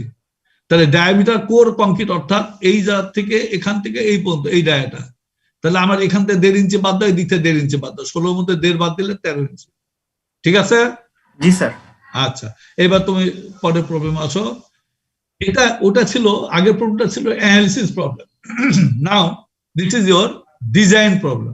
অ্যানালিসিস প্রবলেম বলতে সেকশন দেওয়া থেকে অলরেডি ডিজাইন করা আছে, you have to calculate the capacity, যেমন আমরা লোড ক্যারিং ক্যাপাসিটি ওখানে বের করেছিলাম, ওটা অ্যানালিসিস প্রবলেম। যদিও আমরা টাই ডিজাইন করেছি সেটা আলাদা জিনিস, কিন্তু মূলত ওটা অ্যানালিসিস প্রবলেম ছিল। অর্থাৎ একটা section is given, you have calculated the nominal capacity as well as design capacity. এখানে হচ্ছে ডিজাইন প্রবলেম, আমরা ডিজাইনে টাইপ কলাম স্পাইরাল কলাম বলতে আমরা বুঝবো ইনফরমেশন দেওয়া থাকবে লোড সম্বন্ধে। যেমন এই প্রবলেমে দেওয়া আছে, দেখো গিভেন, এখানে বলা আছে given dead load equal to your given dead load 200 kg, live load 100 kg, F prime C 4 KSI, Fy 60 KSI, eccentricity equal to 0 inch. What does it mean? বলো তো eccentricity 0 inch বলতে কি বোঝায়? eccentricity 0 inch, what does it mean? Sir তাহলে কি sir লোডের ক্ষেত্রে আমরা যে আলফার ভ্যালুটা এটা 0.85 ওটাকে আর ধরবো না, এটাকে 1 ধরবো? না না না, eccentricity ওটা তো আলাদা জিনিস। eccentricity বলতে হ্যাঁ বলো, axial load, axial load capacity, অর্থাৎ এখানে শুধু axial load দেওয়া আছে, no bending moment is induced here, কোনো বেন্ডিং মোমেন্ট এখানে কনসিডারের দরকার নেই। অর্থাৎ যদি কিছু বলা না থাকে তো তোমরা ধরে নেবে axial loaded কলাম, কারণ ডেড লোড আর লাইভ লোড দেওয়া আছে, মোমেন্ট তো দেওয়া নেই। অনেক সময় যদি মোমেন্ট 0 ইঞ্চি না বলে ওখানে 5 ইঞ্চি বলার সাথে কিন্তু অটোমেটিক্যালি মোমেন্ট চলে আসবে, অর্থাৎ loads are not placed concentrically. Clear? এখানে ইসেন্ট্রিসিটি 0 মানে এটা কনসেন্ট্রিক্যাল লোড, অর্থাৎ load has been placed on the centre. এখানে বলা আছে যে লোডের জন্য ডিজাইন করার কথা বলা আছে, the load will be placed in a concentrically manner. Clear? আচ্ছা, ইসেন্ট্রিসিটি 0 দেওয়া আছে। এখন ইসেন্ট্রিসিটি কিছুই দেওয়া নেই, তাহলে তুমি আরো সহজভাবে তুমি নিবা যে এটা অ্যাকচুয়ালি লোডেড, কারণ এখানে no information is given about bending moment. আর এখানে ই ইকুয়াল টু 0 বলে আরো তোমাকে ইনশিওর করে দিল no bending moment to be consider. আচ্ছা, তাহলে আমরা আসি, যেহেতু আমরা ইউএসডি তে ডিজাইন করবো, you are confined to USD design, কারণ ডাব্লিউএসডি ডিজাইন তোমাদের সিলেবাসে নাই। তো ইউএসডির মেইন কন্ডিশন হচ্ছে লোড শুড বি ফ্যাক্টর।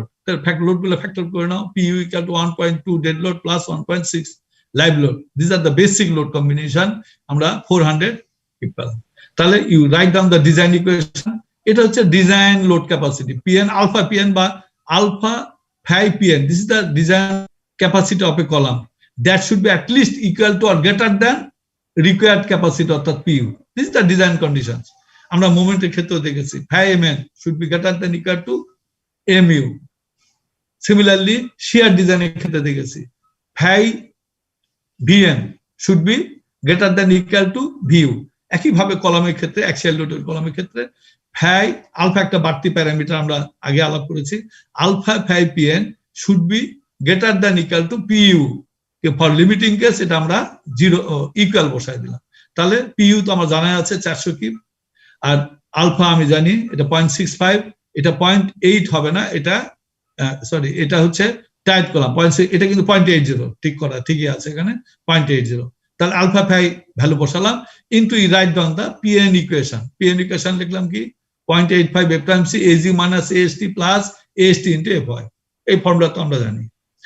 এর মধ্যে দেখো এটা সলভ করতে গেলে আমার উদ্দেশ্য কি, আমার কলামের সাইজ বের করতে হবে, স্টিল বের করতে হবে। দিস ইজ দা কন্ডিশন, আমাকে বের করতে হবে। এখানে আরেকটা জিনিস বলে রাখা ভালো, এই ইনফরমেশন দেওয়ার মধ্যে তোমাদের দুটা কলাম ডিজাইন করতে বলা হয়েছে, ডিজাইনে টাইট আরেকটা ডিজাইনে spiral column with the same information.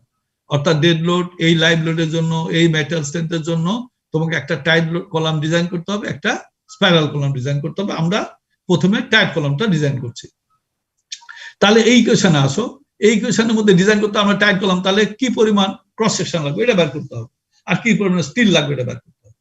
এই তো, তাহলে এই ইকুয়েশন যদি দেখো, আমার AG unknown, AST unknown, A prime C known, AST unknown, F I known, তাহলে এক ইকুয়েশন দুটো unknown, it can not be solve. কিন্তু উই হ্যাভ দ্য ক্লু, কারণ এটা একটা ডিজাইন প্রবলেম, এবং আমরা জানি steel ratio can be use from 0.01 to 0.08। তাহলে আমরা যে কোনো একটা স্টিল রেশিও, যেহেতু এটা design problem, you have the option. আমরা বলেছি যে 5% পর্যন্ত বা 4 বেশি গেলে এটা আনইকোনমিক হয়ে যায়, অর্থাৎ 3 থেকে 4 পর্যন্ত এটা ইকোনমিক কন্ডিশনে থাকে। তবে it should not be less than 1 inch ও 1% and not more than 8%। আচ্ছা, তাহলে আমরা এখানে পার্টিকুলার ক্ষেত্রে 0.02 অর্থাৎ 2% স্টিল ইউজ করা হয়েছে। তুমি 1% ইউজ করতে পারো, 1.5% করতে পারো, 15 করতে পারো, 1.25 করতে পারো, যেটাই করতে পারো। তাহলে এটা করলে আমরা জানি steel ratio is equal to AST by AG. এখান থেকে এএসটি ইকুয়াল টু 0.20 এজি, এখানে বসায় দাও এএসটি মান বসায় দাও 0.02 এজি, এখানে 0.02 এজি এখান বললে, আর এই সাইড তো আমার পিইউ ইকুয়াল টু 400 জানাই আছে, এখান থেকে আমরা এজির ভ্যালুটা পেয়ে যাচ্ছি। AG equal to 169.74 inches square. আচ্ছা, তাহলে এজি পেয়ে গেলাম। বি, আমরা কলামের ক্ষেত্রে খেয়াল রাখা ভালো, 12 ইঞ্চির কমে ডাইমেনশন হয় না কলামের। বিমের যেমন 10 ইঞ্চির কমে হয় না, কলামের 12 ইঞ্চির কমে। যদিও 10 কলাম ইউজ করি গায়ের জোরে, কিন্তু it should not be, should be at least 12 inch. তাহলে আমরা মিনিমাম বি যদি 12 ইঞ্চি ধরি, এইচ আসতেছে 14.145 ইঞ্চ, এটাকে রাউন্ড আপ করে 15 ইঞ্চি করে নিলাম। তাহলে এজি প্রোভাইডেড, অর্থাৎ আমার ফাইনাল এজি হলো 180 ইঞ্চের স্কয়ার। যদি আমার 169 লাগে, আমরা রাউন্ড আপ করে 180 ইঞ্চের স্কয়ার দিলাম, সেই সাইডে দেখলাম। আচ্ছা, হোয়াট ইজ দ্য স্টিল, এটা বের করো 0.02 ইন্টু এজি, এটা বের করলো 3.395 ইঞ্চের স্কয়ার। এখানে 6 নম্বর বার ইউজ করা আছে, 0.44 ক্রস সেকশন এরিয়াতে ভাগ করলাম, তাহলে 7.72 নো। তুমি 7 নম্বর ইউজ করতে পারো, 8 নম্বর ইউজ করতে পারো, 5 নম্বর ইউজ করতে পারো, যে নাম্বার ইউজ করবে, you divide by the cross section of that bar, তাহলে তুমি নাম্বার সংখ্যাটা পেয়ে গেলে। এখানে পাওয়া যাচ্ছে 7.72 নোস, অর্থাৎ 7.7টা বার ইউজ করলো। কিন্তু এটা তো এইভাবে প্র্যাকটিক্যালি ইউজ করা যায় না, হয় তোমাকে এটাকে বাড়তি 7-এর বাইরে ইউজ করতে পারো, তা 8টা ইউজ করতে হবে, 8টা। তা আমরা 8টা 3/4 বার ইউজ করে দিলাম, এইভাবে 4 ধার দ্বারা এদিকে 3টা এদিকে 3টা, এইভাবে 8টা বার ইউজ করে দিলাম, ইউজ করলাম। এখন আরেকটা জিনিস তোমাদের জেনে রাখা ভালো, এখানে যদি আমার 6.7 আসতো, সে এমন ভাবে তোমার এরিয়া আসছে, এখানে 6.72 নোজ আসছে, তখন কি হতো এটা বলো তো? এটা যদি 6.72 আসলো, তাহলে আমি রাউন্ড আপ করে কি করতাম? 6 করতাম না, 6.7 তো, তখন কি করব? এখানে আসছে 6.7, তাহলে এখানে রাউন্ড আপ করে 7-এ নিয়ে যাব। যে কোনো একটা তো করতে হবে। না না, পরেরটা তো, আমরা তো সবসময় সেফ সাইডে যাব, তাহলে কি হবে? 6.7 যদি থাকতো আমি 7-এ যেতাম, এই তো 7-এ যেতাম। হ্যাঁ 7-এ, কিন্তু 7-এ এখানে রড প্লেস করবো কিভাবে? কারণ বারের কলামের reinforcement should be place symmetrically. এই জন্য টাইট কলামে সবসময় জোর সংখ্যা বার ইউজ করতে হবে, এটা খেয়াল রাখবো। দুটা কন্ডিশন, একটা হচ্ছে 4টার কমে বার ইউজ করা যাবে না রেক্টেঙ্গুলার কলামে, এক সেটা আমরা আগেই পড়ে আসছি। আরেকটা হচ্ছে বেজোড় সংখ্যা ইউজ করা যাবে না। বেজোড় সংখ্যা ইউজ করলে করা যাবে স্পেশাল ক্ষেত্রে, কিন্তু সচরাচর আমরা বেজোড় সংখ্যা ইউজ করব না, কারণ ইট শুড বি সিমেট্রিক্যাল। এর জন্য যদিও এখানে 6.7 আসতো, আমরা 7 না করে 8-এ চলে যেত। ঠিক আছে, হ্যাঁ, এইভাবে এটা মনে রাখবে আর কি। এখন ডিজাইন ফর ল্যাটারাল এনফোর্সমেন্ট, এটা তো আগের মতো, যে spacing should be less than equal to 16 into main bar dia, and the spacing should be less than equal to 48 into tie bar dia, list dimension 12 ইঞ্চি, সুতরাং এটা 12 ইঞ্চি হবে, 3 bar at the rate of 12 ইঞ্চি centre to centre. তাহলে আমরা এখানে ডিজাইনটা পাই গেলাম। এখন একটা জিনিস তোমাদের এটা খেয়াল রাখা দরকার, আমরা কিন্তু অ্যারেঞ্জমেন্ট অফ টাই পড়েছিলাম। এখানে কি বলছিলাম, যে এখানে আমাদের কন্ডিশন কি ছিল, যে টাই প্লেসমেন্ট করতে হলে তোমাকে এভরি কর্নার বার, খেয়াল রাখো, আবার রিকল করছি, এভরি কর্নার বার, এই যে কর্নার বার গুলা দেওয়া আছে, এই এভরি কর্নার অ্যান্ড অল্টারনেট বার, এটার অল্টারনেট হচ্ছে এটা, এই বার কি করতে হবে, অবশ্যই একটা টায়ের কর্নার দ্বারা ইনক্লোজ হতে হবে। এবং আরেকটা ক্লজ বলা ছিল যে ইনক্লোজ হতে হবে, তবে যদি বারগুলার ভিতরের ক্লিয়ার ডিস্টেন্স 6 ইঞ্চির বেশি যদি হয়, তাহলে অল্টারনেট দিলে হবে না, প্রত্যেকটা বাড়ি তখন লেটারালি ইনক্লোজ করতে হবে বাই দ্য কর্নার অফ এ টাই। এবং এই কর্নারটা 90 ডিগ্রি 135 ডিগ্রির বেশি অ্যাঙ্গেল হতে পারবে না। এই তিনটা জিনিস আমরা আগেও করেছি। তাহলে এই ক্ষেত্রে যদি আমি দেখি, দেখো আমি তো প্রত্যেকটা কর্নার বারকে টাই দিয়ে দিচ্ছি, অর্থাৎ একটা টাই দিয়ে আমি এটাকে ইনক্লোজ করে দিয়েছি, টাই দিয়ে এই একটা সাইডটা সব টাই দিয়ে আমি কর্নার বার গুলাকে আবৃত করলাম। এখন এটার অল্টারনেট হচ্ছে এটা, তাহলে এটা ছাড়তে পারি আমি, কোনো সমস্যা নেই, সুতরাং আমি দিই নাই। তবে সেকেন্ড ক্লজে যেটা বলেছে, যদি এই বার দুটা পাশাপাশি বারের দূরত্ব ক্লিয়ার ডিস্টেন্স গ্রেটার দ্যান 6 ইঞ্চি হয়, তখন কিন্তু এখানেও টাই দিতে হবে, অর্থাৎ এই দিকেও টাই দিতে হবে, আবার এই দিকে একটা টাই দিতে হবে। আচ্ছা, তাহলে আমরা চেক করি, এই ডিস্টেন্সটা আমরা চেক করি। টোটাল আছে 15 ইঞ্চি, খেয়াল আছে 15 ইঞ্চি, এর সেন্টার থেকে এদিকে 2.5 ইঞ্চি, এর সেন্টার থেকে এদিকে 2.5 ইঞ্চি সাধারণত ধরা হয়, 2.5 ইঞ্চি যদি বাদ দিয়ে থাকে 10 ইঞ্চি, তাহলে হোয়াট ইজ দ্য ডিস্টেন্স, এই গ্যাপ গুলো কত করে হলো, কত হলো গ্যাপ, 5 ইঞ্চি, এই তো। তাও সেন্টার টু সেন্টার গ্যাপ হচ্ছে 5 ইঞ্চি, ক্লিয়ার হবে আরো কম, যেহেতু 6 ইঞ্চি কম হচ্ছে, সুতরাং এই দিকে আর কোনো বাড়তি স্টিল দিতে হবে না। খেয়াল করছো কিনা, বুঝতে পারছো জিনিসটা, তোমরা এটা বুঝতে পারছো? দুটা জিনিস, একটা হচ্ছে কর্নার 4 ধারে একটা টাই দিলাম, কারণ কর্নার বার গুলাকে আমাকে ইনক্লোজ করতে হবে, কর্নার অফে টাই দিয়ে দিলাম। এখন এই ভিতরে বারকে দিব কিনা, প্রথম ক্লজ অনুসারে দেওয়ার দরকার নেই, কারণ এভরি অল্টারনেট বারের কথা বলা আছে, এটার অল্টারনেট বার হচ্ছে আরেকটা, এইদিকে তো দেওয়াই আছে, তো সুতরাং দেওয়ার দরকার নেই।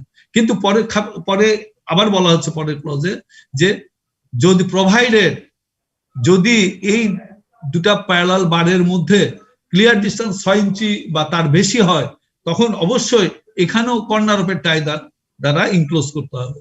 তো এখানে আমরা দেখলাম এই ডিস্টেন্স গুলা ক্লিয়ার ডিস্টেন্স 6 ইঞ্চির কম, সুতরাং আর এদিকে কোনো টাই দিতে হলো না। ক্লিয়ার? আচ্ছা, তাহলে আমরা চলে যাব নেক্সট। আর টাই ডিজাইন তো আমরা বুঝলামই, এটা তো আগের করা। স্পাইরাল কলাম ডিজাইন করতে হচ্ছে সিমিলার ওয়েতে, একই লোড, পিইউ তো বের করা আছে 400, আলফা 0.85, আর এটা কত হবে, এটা 0.7 হবে না, কত হবে এটা, 0.70 যায়, কত হবে বলো, এটা স্পাইরাল কলাম কত হবে, 0.75, এটা আমার ভুল আছে, এটা 0.75 হবে, ঠিক আছে, আগের ডাটা তোলা আছে, তো তোমরা ইউ মেক ইট 0.75, আর 0.85 ঠিক আছে, এটা দিলে। আর এখানে আবার 2% স্টিল ইউজ করা আছে, ডিটেল করা আছে এখানে, তাহলে এটা হচ্ছে আমার এজি কার্ড হচ্ছে 148.37 inches square, pi this cover 4 equal to this, এখান থেকে ডায়ামিটার পেলাম আমি 14 ইঞ্চি, 13.74, এটা রাউন্ড আপ করে আমি 14 ইঞ্চি টানলাম। সুতরাং এজি প্রোভাইডেড আমি দিচ্ছি অ্যাকচুয়ালি 153.96 ইঞ্চেস স্কয়ার। আচ্ছা, এএসটি স্টিল ব্যাক করে নাও এত, আবার 6 নম্বর বার ইউজ করলাম, এখানে পেলাম 6.74 নোজ, আমি সাথে নিয়ে আসলাম। স্পাইরাল কলামের ক্ষেত্রে বেজোড় সংখ্যার কোনো সমস্যা নেই, যেহেতু গোল কলাম এখানে আর কোনো সিমেট্রিক্যাল আর আনসিমেট্রিক্যাল পোর্শন নাই। তবে এই ক্ষেত্রে যদি ক্যালকুলেশন করে এখানে আমি পেতাম সে 4.5 নো স্টিল, তখন কত হতো বলো? এই ভ্যালুটা আমি পেলাম 4.5 নো স্টিল, তাহলে কত ইউজ করতাম? স্যার অ্যাটলিস্ট 6টা বার ইউজ করতে হবে স্যার। হ্যাঁ, তখন কিন্তু রাউন্ড আপ করে 5-এ নিলেও হবে না, তখন 6-এ নিয়ে যাওয়া লাগবে। এই জিনিসটাই কিন্তু খেয়াল রাখবে, ঠিক আছে? অডে কোনো সমস্যা নেই যেহেতু গোল কলাম, তবে 6-এর যেন কম, কারণ এখানে যদি আমি 6 নম্বর বার ইউজ না করে 11 নম্বর বার ইউজ করতাম তাহলে দেখবো 4টা বার লাগছে এখানে 4 পয়েন্ট সামথিং, কিন্তু ওটা ইউজ করা যাবে না, কমপক্ষে তোমাকে 6টা বার মিনিমাম ইউজ করতে হবে। This R the codal instruction. Design for letter name portion একইভাবে আগে যেভাবে ডিজাইন করলে একইভাবে ডিজাইন করে নিবা, আগেরটা আমরা করেছি, এইভাবে ডিজাইন করলে you will get the design of spiral of a spiral column. তো আমরা সুন্দর 4টা প্রবলেম অ্যাকচুয়ালি করেছি, 2টা রিভিউ প্রবলেম বা অ্যানালিসিস প্রবলেম, 2টা ডিজাইন প্রবলেম। এই ডাটা তোমরা স্লাইডে দেখেছো, ওই ডাটাগুলো নোট ডাউন করে নিয়ে ইউ ডিজাইন ইয়োরসেলফ, এবং পরে আমি এগুলা সাপ্লাই দেবো, তুমি নিজের মতো করে এগুলা করে রাখবা। স্যার উপরের ম্যাথে একটা একটু সমস্যা ছিল, একটা যে এস ইকুয়াল টু যে 12 ইঞ্চি পাইলাম, তাহলে স্যার এই এসটা কি স্যার এখানে? কোনটা বলো, কোন? এই যে এখানে একটা এস ইকুয়াল টু 12 ইঞ্চি পাইলাম না স্যার? স্পেসিং, এই যে কত দূর পরপর দিতে হবে এটাই, দাঁড়া আসো তোমাকে দেখো, টাই স্পেসিং,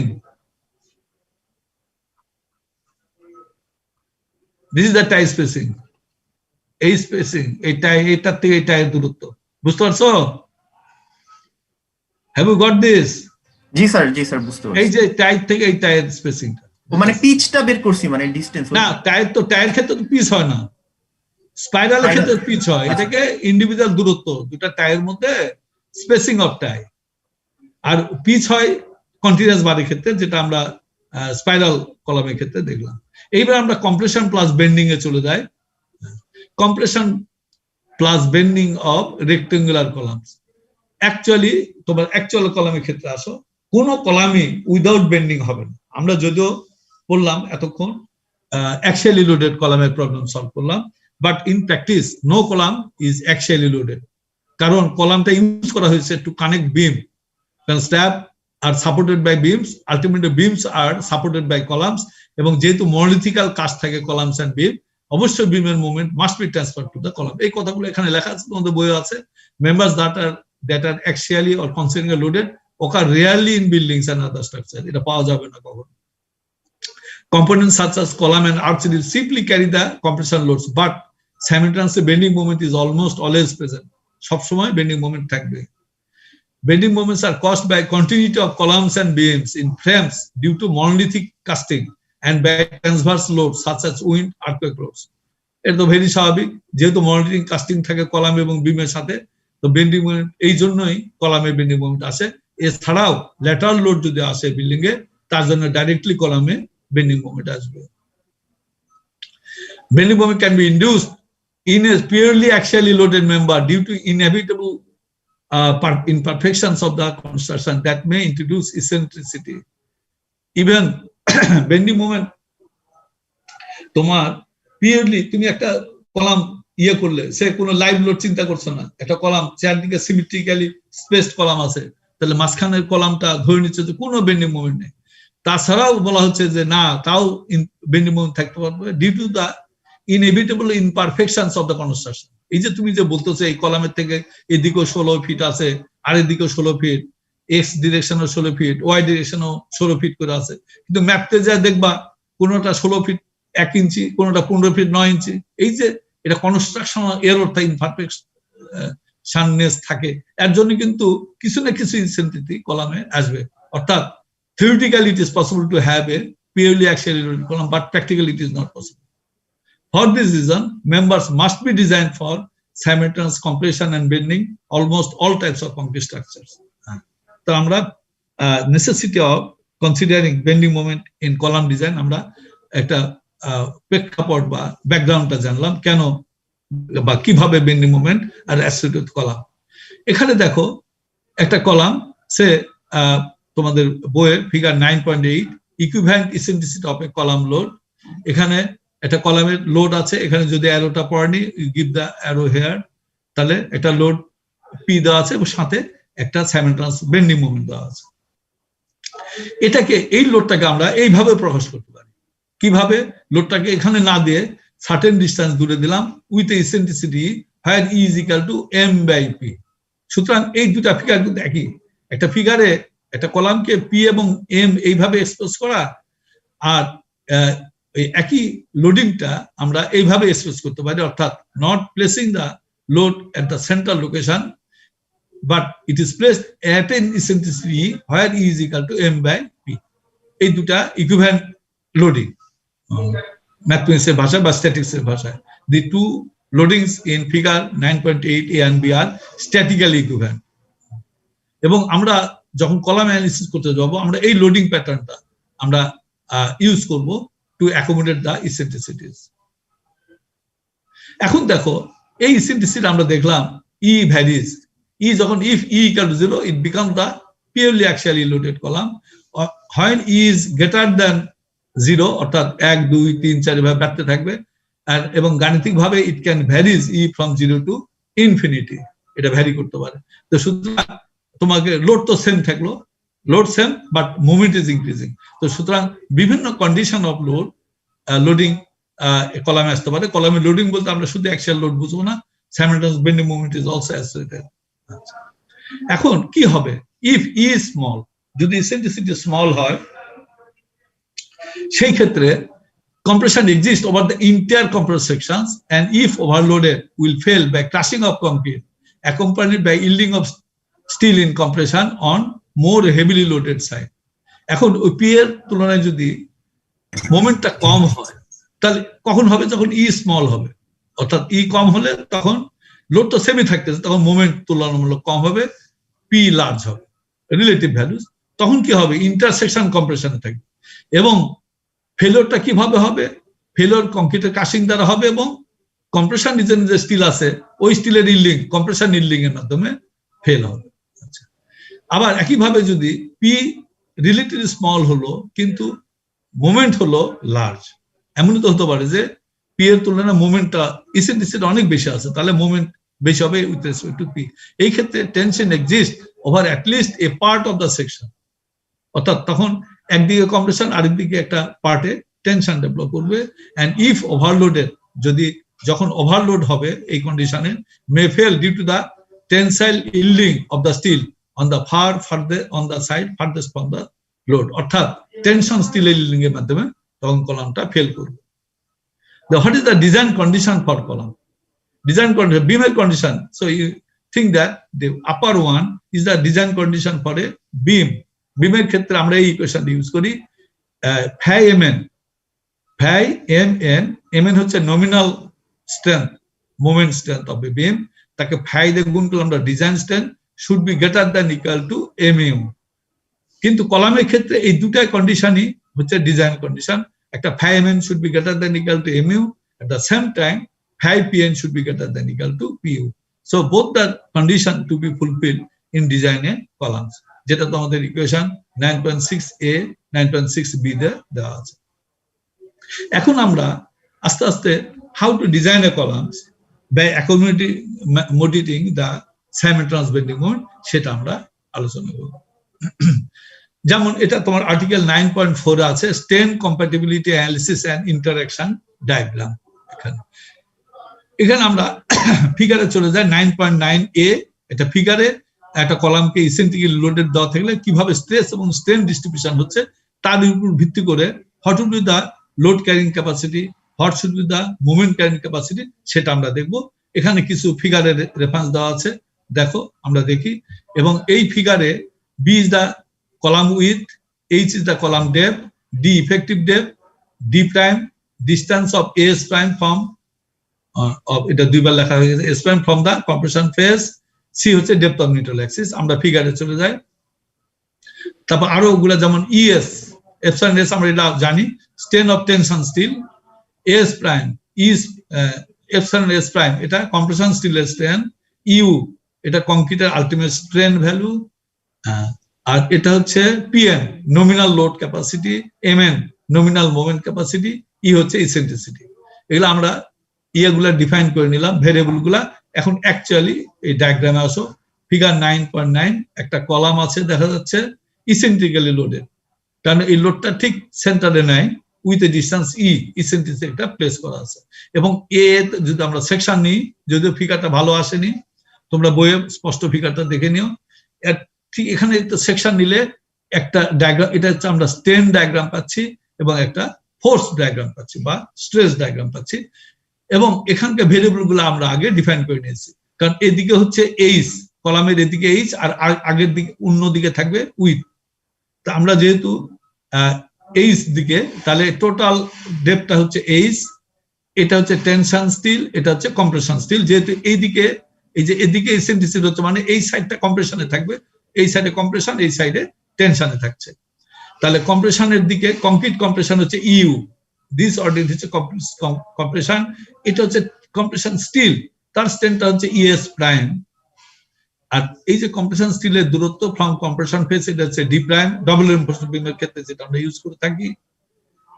এই যেখানে স্ট্রেন জিরো অর্থাৎ এটা ডেপথ অফ নিউট্রাল অ্যাক্সিস, এটা সি, এটা হচ্ছে এস টেনশন স্টিল, তার সেন্টার থেকে কম্প্রেশন ফেসের দূরত্ব হচ্ছে ইফেক্টিভ ডেপথ, আর এটা হচ্ছে ওভারঅল ডেপথ।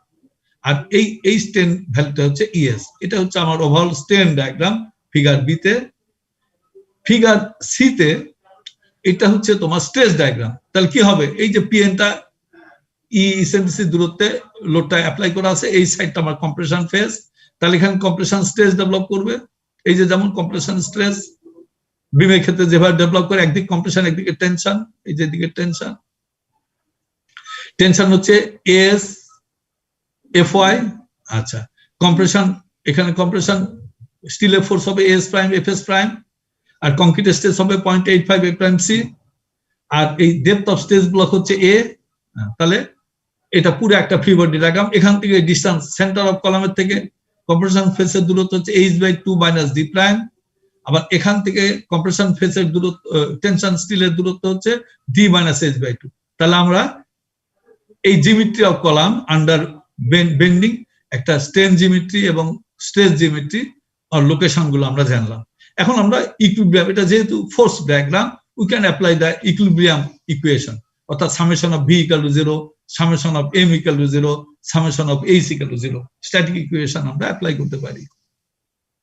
তাহলে এখানে আসো, equilibrium between external and internal forces, এই যে এই সিট থেকে আমরা বলছি summation F V equal to 0। এখানে যদি summation of F V equal to 0, আমরা এটা পাই PN equal to 0.85 A prime C AB. এই যে টোটাল ফোর্স কি হবে, এটা হচ্ছে 0.85 এ প্রাইম সি, এদিকে ডাইমেনশন হচ্ছে এ আর অন্যদিকে ডাইমেনশন আছে বি, অর্থাৎ এবি এরিয়ার উপর এই কংক্রিটের ফোর্সটা কাজ করছে। এটা হচ্ছে total C force, compression force, concrete compression force, plus S prime F S prime, এই যে এটা এই ফোর্সটা স্টিলের, মাইনাস এস এফ এস, এটা এই দিকে আছে, এই দুটা একদিকে, এটা উল্টা দিকে মাইনাস, এবং এটা তোমাদের বইয়ে 9.7 ইকুয়েশন। তাহলে লোড ক্যারিং ক্যাপাসিটি আমরা এইভাবে এক্সপ্রেস করলাম। আবার ঠিক সেন্টার অফ কলামে যদি মোমেন্ট নিই, সামেশন এম ইকুয়াল টু 0 যদি করি, তাহলে M N equal to PN into U. External লোডের মোমেন্ট কি হবে, এই যে PN into E, that can be written as, এই যে প্রত্যেকটা ফোর্স ইন্টু তাদের লিভার আর্ম। তাহলে এই ফোর্স ইন্টু লিভার আর্ম হবে কত, h/2 মাইনাস a/2। এই ফোর্স আছে, তার লিভার আর্ম হচ্ছে h/2 মাইনাস ডি প্রাইম, এই ফোর্সটা তার লিভার আর্ম হচ্ছে ডি মাইনাস h/2, এবং এটা ডিফাইন করা আছে 9.28 equation. These are the two basic equilibrium relations for rectangular eccentrically compressed member. অর্থাৎ এই দুটা, অর্থাৎ কলামের জন্য এই দুটা হচ্ছে বেসিক ইকুইলিব্রিয়াম ইকুয়েশনস। এই দুটা ইকুয়েশন সলভ করে আমরা কলামের লোড ক্যারিং ক্যাপাসিটি এবং মোমেন্ট ক্যারিং ক্যাপাসিটি বের করতে পারি এট ডিফাইন্ড ইসেন্ট্রিসিটিস। ঠিক আছে, তাহলে তোমাদের যদি বের করতে পারো derive the expression for load carrying capacity and moment carrying capacity of a column subjected to bending moment, তাহলে এই ফর্মুলা বা এই ফ্রি বডি ডায়াগ্রাম ইউজ করে you have to write down the expression like this. আচ্ছা, ঠিক আছে। এখন আমরা জানি যে এটা ফেলিওর, এটা কলাম ই তো আমরা ধরলাম একটা স্পেসিফিক ইর জন্য, কিন্তু ই তো আমরা লার্জ হতে পারে, ই স্মল হতে পারে। তো বিভিন্ন কন্ডিশনের জন্য what will be the condition for FS prime বা এফএস তো আমি একটা জার্নাল স্টেজ ধরে নিলাম, এটা এফএস এক সময় এফআই হতে পারে বা এফআই তো কম হতে পারে, বা সেটা তো আমরা কিভাবে নির্ধারণ করব, সেটা আমরা ওই স্টেন ডায়াগ্রাম, এটা নির্ধারণ করা হবে স্টেন ডায়াগ্রাম থেকে। কারণ এই স্টেন ডায়াগ্রাম যদি ইএস প্রাইম এবং ইএস আমি বের করতে পারি with the help of the strain diagram, এখানে আমাদের টুলস হচ্ছে this R the similar triangles, এখান থেকে আমরা ইজিলি এগুলা বের করতে পারবো। যখন বের করবো তখন তোমাদের আরো ডিটেল ভাবে আমরা নিচে আমরা এটা ব্যাখ্যা করব। তাহলে দুটা ইকুয়েশন আমরা পেলাম, এই ইকুয়েশন গুলা সলভ করতে হবে। এখন তাহলে আমরা দুটা ইকুয়েশন কিভাবে সলভ করবো 9.7 এবং 9.8 সেটা আমরা দেখছি। এখন আরেকটা জিনিস এটা খেয়াল রাখতে হবে যে এই দুটা ইকুয়েশন যদি আমি সলভ করতে চাই তাহলে আমাকে দুটার বেশি আমি ভেরিয়েবল রাখতে পারবো না, বা তাহলে আমি কিভাবে বের করবো? দেখো একটা সেকশন যদি আমার গিভেন থাকে, সে একটা গিভেন দেওয়া আছে calculate the moment carrying capacity, এই সেকশন ইজ গিভেন, অর্থাৎ ওর বি দেওয়া আছে, এইচ দেওয়া আছে, মেটাল স্ট্রেন দেওয়া আছে, প্রাইম সি এফ হয়, বের করো পিএন এবং এমএন বের করো, তার লোড কারেন্ট ক্ষমতা কত, এমএন মোমেন্ট কারেন্ট ক্ষমতা কত ফর এ স্পেসিফিক ইসেন্ট্রিসিটি, অর্থাৎ একটা ইসেন্ট্রিসিটির জন্য। তাহলে আমাকে এটা সলভ করতে গেলে আমাকে বের করতে হবে দেখি কি কি আননোন আছে। এখানে আননোন আছে এফ প্রাইম সি জানা, 0.85 জানা, বি জানা, এ আননোন, তাহলে একটা আননোন পেলাম আমরা। এখানে আসো এস প্রাইম জানা, যেহেতু আমি স্টিলের সেকশন আমার দেওয়া আছে, এক ধারে স্টিল এফ এস প্রাইম হবে, এস প্রাইম হবে, আরেক ধারে স্টিল হবে এস, তাহলে এস জানা, এস প্রাইম জানা, কিন্তু আমার এফ এস প্রাইম জানা নেই, এফ এস জানা নেই, তাহলে আমার এখানে তিনটা আননোন পেলাম। আবার এই ইকুয়েশন আছে একইভাবে, এই ইকুয়েশনে দেখো এ অজানা, বি জানা, এইচ জানা, আবার এ অজানা, অর্থাৎ এটা অজানা, এখানেও এইচ জানা, ডি প্রাইম তো 2.5 ইঞ্চ এক লেয়ার স্টিলের জন্য, এটা আমার জানা, এস প্রাইম জানা, এখানেও এফ এস প্রাইম অজানা, এখানেও আমার সব জানা, শুধু F S prime F S টা অজানা। তাহলে এই দুটা ইকুয়েশন সলভ করতে হলে আমাকে তিনটা ভেরিয়েবল, তিনটা অজানার মান জানতে হবে, একটা হচ্ছে এ, একটা এফ এস আর একটা এফ এস প্রাইম। তাহলে কিন্তু মজার ব্যাপার হচ্ছে এই তিনটা ভেরিয়েবলই, অর্থাৎ এই তিনটা variable can be expressed in a single variable A, এই যে F S prime, F S এবং A can be expressed in terms of a single variable C, অর্থাৎ এই তিনটাকেই আমরা ডেপথ অফ নিউট্রাল অ্যাক্সিস এর রেসপেক্টে এক্সপ্রেস করতে পারি। অর্থাৎ in others you can tell that three variables can be converted into a single variable c in terms of single variable c, সেটা আমরা পরে দেখব কিভাবে with the use of stress strain curve আমরা এটা করতে পারবো। তাহলে এবং যখনই আমি c ভ্যালুটা জানা থাকলো, অর্থাৎ কোনোভাবে যদি আমি c ভ্যালু জানা থাকে, then we can solve these two equations, অর্থাৎ pn এবং mn ইকুয়েশনটা আমি সলভ করতে পারবো। আচ্ছা, thus the two equations contain only two unknowns pn and c and can be solved, অর্থাৎ দুটা ইকুয়েশন সলভ করতে দুটো আননোন লাগে, আননোন সলভ করা যায় দুটো ইকুয়েশন, তার বেশি করা যাবে না। সুতরাং আমরা দেখবো সি জানার সাথে আমি we can solve this problem. এবং আমরা যদি এই ডায়াগ্রামের সাথে আসি, আমরা দুটা ইকুয়েশন পেলাম পিএন এবং এমএন, অর্থাৎ একটা কলামের ইসেন্ট্রিক লোডেড কলামের load carrying capacity, moment carrying capacity. এখন এই ডায়াগ্রামের যদি আসি, এটা বলা হয় strength intersection diagram for nominal column strength in combined bending and axial load, অর্থাৎ যে কলামের অ্যাক্সিয়াল লোড এবং বেন্ডিং মোমেন্ট আছে তার স্ট্রেংথ ইন্টারসেকশন কার্ভ বলা হয়। এটাকে একটা ভেরি ইম্পর্টেন্ট কার্ভ, এটাকে কলামের ডিজাইন কার্ভ বলা হয়। অর্থাৎ if you want to design a column you have to draw the strength intersection curve, মোট কথা। আচ্ছা, তাহলে what is strength intersection curve? এটা ডেফিনিশন আগে জানেনি, এই ধরনের কার্ভের ডেফিনিশন জানেনি। এই যে এখানে লাইনটা তোমাদের বইয়ে সুন্দরভাবে definition, it is copied from book, it defines the failure load and failure moment. তাহলে এটা ডিফাইন করে এই কার্ভটা স্ট্রেংথ ইন্টারসেকশন ডায়াগ্রাম, যেটা বলা হয় এই স্ট্রেংথ ইন্টারসেকশন কার্ভ বলার সময় স্ট্রেংথ ইন্টারসেকশন ডায়াগ্রাম বলা হয়। It is defined as the failure load and failure moment for a given column for the full range of eccentricities from 0 to infinity। তাহলে এইবার আসো, এটাকে এমন একটা ডায়াগ্রাম যে ডায়াগ্রাম ডিফাইন করে পিএন এবং MN value of a given column section for the full range of eccentricity, অর্থাৎ eccentricity ranging from 0 to infinity, একটা কলামের ইসেন্ট্রিসিটি 0 থেকে ইনফিনিটি পর্যন্ত ভেরি করলে তুমি যতগুলা পিএন এবং এমএন ভ্যালু পাবে, সেই পিএন এবং এমএন ভ্যালু যদি একটা কার্ভে ড্র করা হয় এবং তার ফলে যে কার্ভটা পাওয়া যায় এটাকে স্টেনটিটেশন কার্ভ বলা হয়। অর্থাৎ এই কার্ভটা ডিফাইন করে এই কার্ভের যে কোনো একটা পয়েন্টে কি আছে, এই পয়েন্টটা দুই ধরি, এখানে একটা পিএন ভ্যালু আছে আর এইদিকে আছে এমএন ভ্যালু, অর্থাৎ এই অ্যাক্সিসটা হচ্ছে পিএন, এই অ্যাক্সিসটা এমএন। যে কোনো একটা জায়গায় এই কার্ভের যে কোনো একটা পয়েন্টে আমরা এই অর্ডিনেটটা হবে পিএন আর এখান থেকে এই অর্ডিনেটটা হবে এমএন। অর্থাৎ একটা কলাম সেকশন নিলাম, তার ইসেন্ট্রিসিটি যখন আমি 0 ধরলাম, it means that it is a axial লোডের কলাম। তাহলে সেখানে লোড আমরা বের করতে জানি, অর্থাৎ দ্যাট লোড ইজ P0, যেটা পিএন আমরা এখন বের করে আসছি। আচ্ছা, আরেকটা কলামে ইসেন্ট্রিসিটি আস্তে বাড়াচ্ছি, কম ইসেন্ট্রিসিটি থাকলো, আস্তে আস্তে বাড়াতে বাড়াতে যে কোনো একটা ইসেন্ট্রিসিটি আসলে আমি তখন শুধু খালি অ্যাক্সিয়াল লোড পাবো না, আমি তো অ্যাক্সিয়াল লোড পাবো সাথে এই বেন্ডিং মোমেন্টও, অ্যাসোসিয়েটেড বেন্ডিং মোমেন্ট পাবো। অর্থাৎ এদিকে এই বেন্ডিং মোমেন্ট পাবো, এদিকে এই অ্যাক্সিয়াল লোড আমি পাবো। তাহলে এইরকম বাড়ছে, যখন বাড়ছে আমি দুটা করে প্যারামিটার পাচ্ছি কলামে, একটা পিএন পাচ্ছি, একটা এমএন পাচ্ছি। এইভাবে প্রত্যেকটা ভ্যালু ইসেন্ট্রিসিটির কারণে আমি দুটা করে ভ্যালু পাবো, পিএন এবং এমএন, এবং এগুলো আমি যখন যোগ করব it will take the shape like this, এবং এটাকে বলা হয় কলামের স্টেনটিটেশন ডায়াগ্রাম। অর্থাৎ একটা কলামের design capacity indicates the strength interaction curve. এখন আমি একটা আগেই how to draw the strength interaction curve সেটা আমি পরে বলছি। আগে আমরা একটা আলাপ করে নিই, আমরা একটা বুঝলাম যে এটা স্টেনটিটেশন কার্ভ, অর্থাৎ এটা ডিজাইন ক্যাপাসিটি। আমি একটা কলাম সেকশন ডিজাইন করতে বলা হলো তোমাকে। আচ্ছা, তো কি বলা, তাহলে কি ইনপুট ডাটা কি থাকবে? লোড থাকবে, মুভমেন্ট থাকবে। Dead load, live load, dead load moment, live load moment আছে, ওখান থেকে ফ্যাক্টর লোড বের করে নিছো, অর্থাৎ ফ্যাক্টর লোড পিইউ বের করে নিছো, ফ্যাক্টর মোমেন্ট এমইউ বের করে নিয়েছো। It is input data. এর সাথে কি থাকবে? এফ প্রাইম সি থাকবে, এফআই থাকবে, ডিজাইন দা কলাম। আচ্ছা, অর্থাৎ এখানে মোমেন্ট যেহেতু আছে, মোমেন্টকে লোডটা ভাগ করলে আমি ইসেন্ট্রিসিটি পাবো। আচ্ছা, এটা পেলে। এখন তোমাকে যখনই কলাম ডিজাইন করতে বলা হবে তখন তোমাকে একটা এইরকম একটা স্টেনটিটেশন কার্ভ ড্র করতে হবে।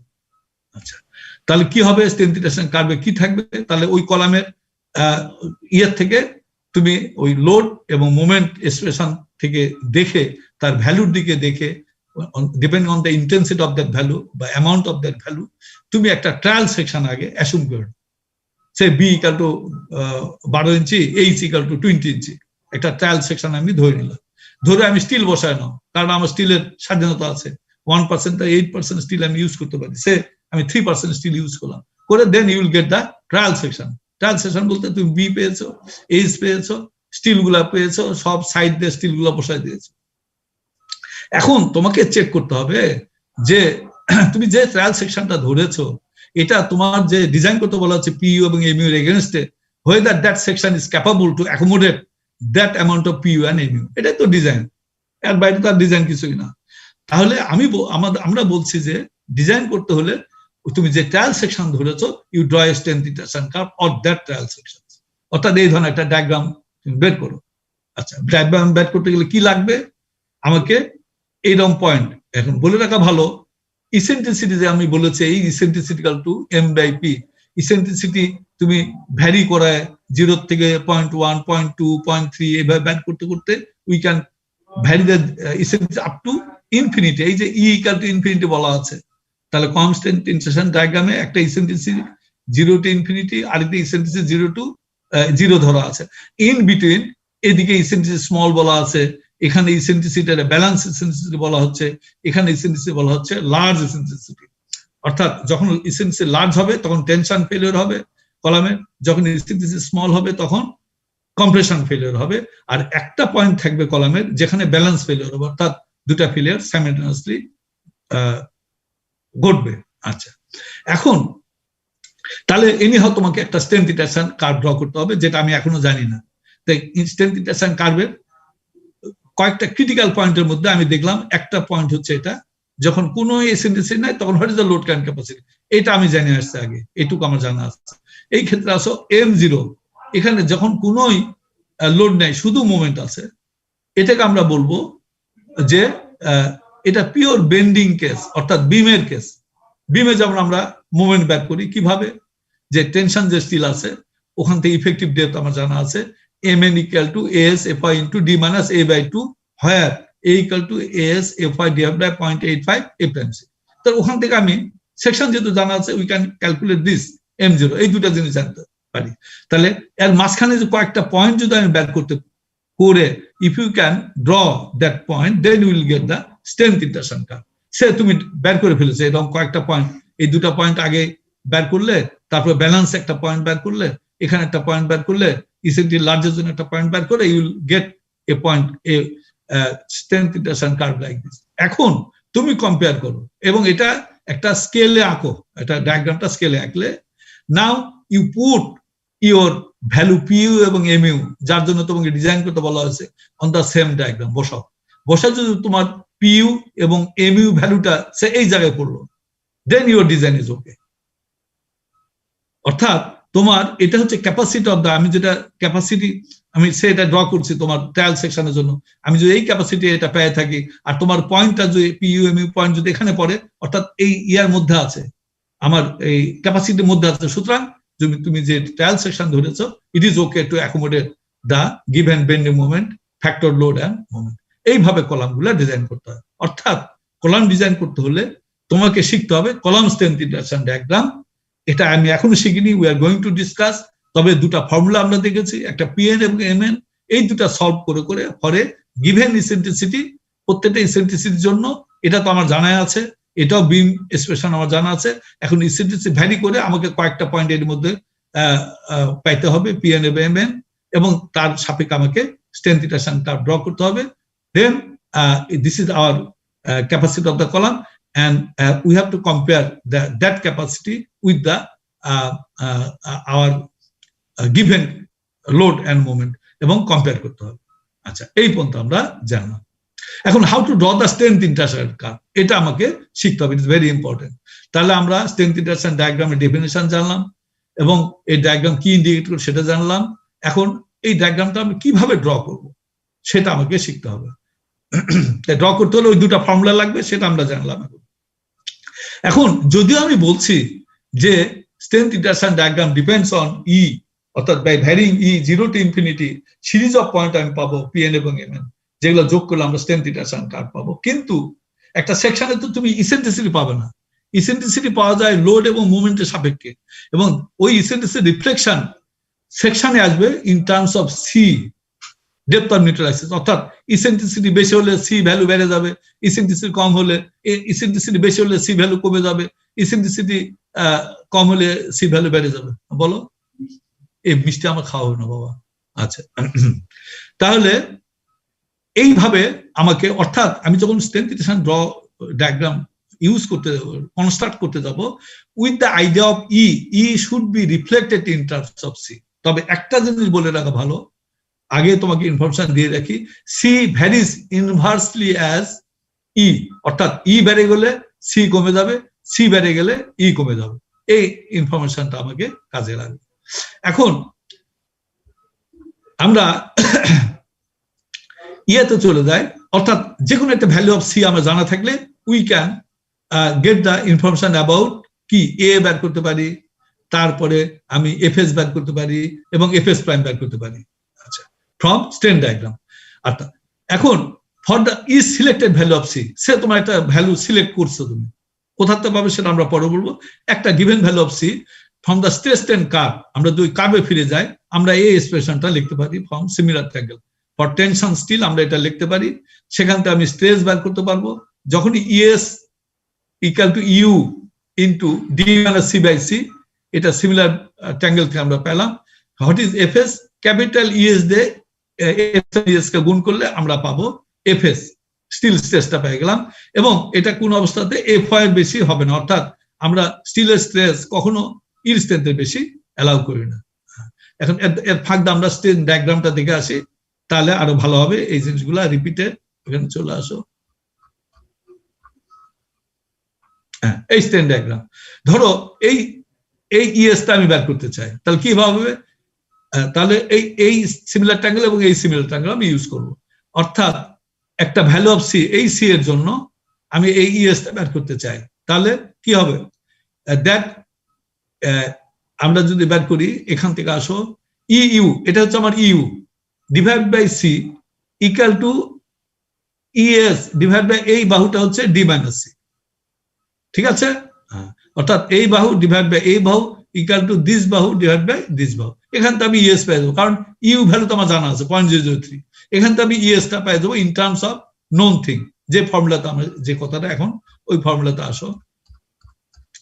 আমরা কিভাবে ইয়াগুলো বের করছি, সি জানা থাকলে for selected value of C আমরা ইএসটা বের করলাম U into D minus C by C, এখান থেকে এফএসটা বের করে নিলাম, এটাকে capital modulus of elasticity of স্কিলটা গুণ করে পেলাম, এবং that should be less than equal to F হয়। এটা তোমাদের ইকুয়েশন 9.9 এবং 9.10 বইয়ে দেওয়া আছে।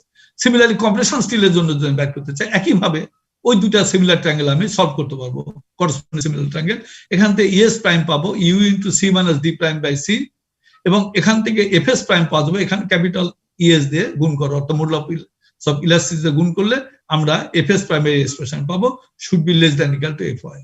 এবং depth of concrete stress block A equal two আমরা জানি বিটা 1 সি, তোমরা এটা ফ্লেক্সাল ডিজাইন আমরা শিখেছি।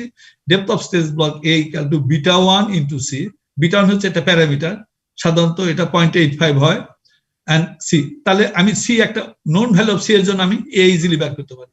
তাহলে আমরা দেখলাম একটা ভ্যালু অফ সি যদি আমার জানা থাকে সেখান থেকে আমি ইএস বের করতে পারি, তারপরে এফএস বের করতে পারি, এফএস প্রাইম বের করতে পারি, এ বের করতে পারি ইন টার্মস অফ সি।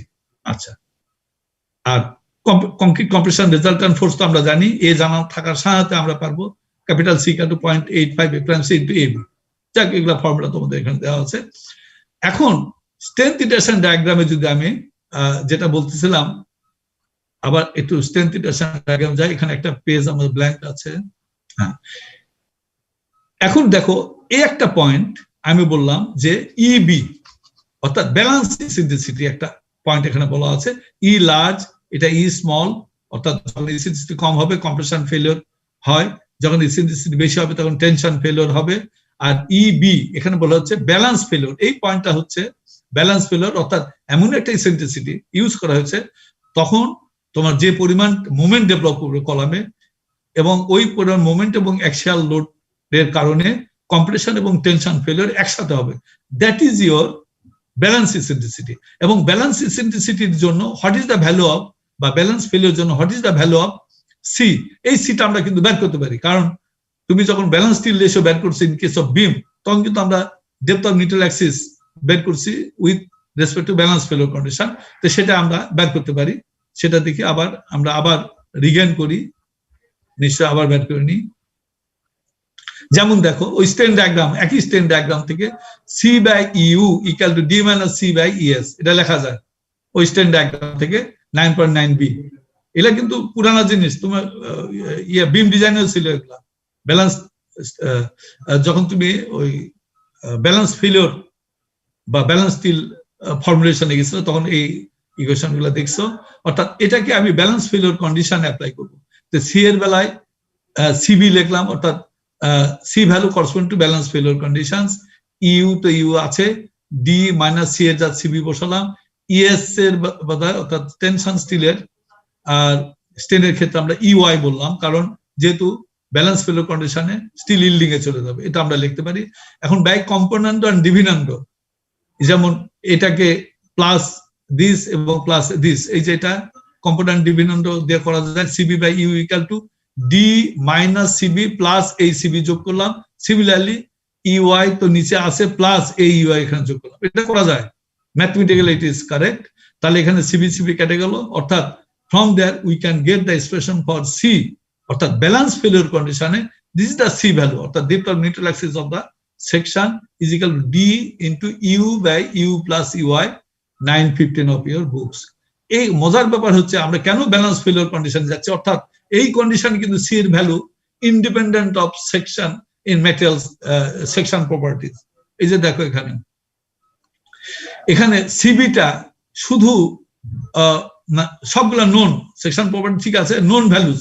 যেমন দেখো ডি একটা সেকশন যখন গিভেন আমার D known, U 0.003, U 0.003, UI কি, UI equal to F Y divide by ES. F Y তো একটা ফিক্সড জিনিস, যে কোনো একটা গেট অফ স্টিলের জন্য, আর ইএস তো 29 × 10⁶, অর্থাৎ ব্যালেন্স সিবি ভ্যালু আমি জানি।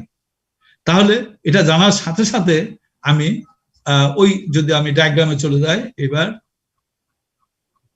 অর্থাৎ যখনই আমি সিবি জানবো তাহলে সিবি জানার সাথে for that value of CB we can solve the equation your PN and MN.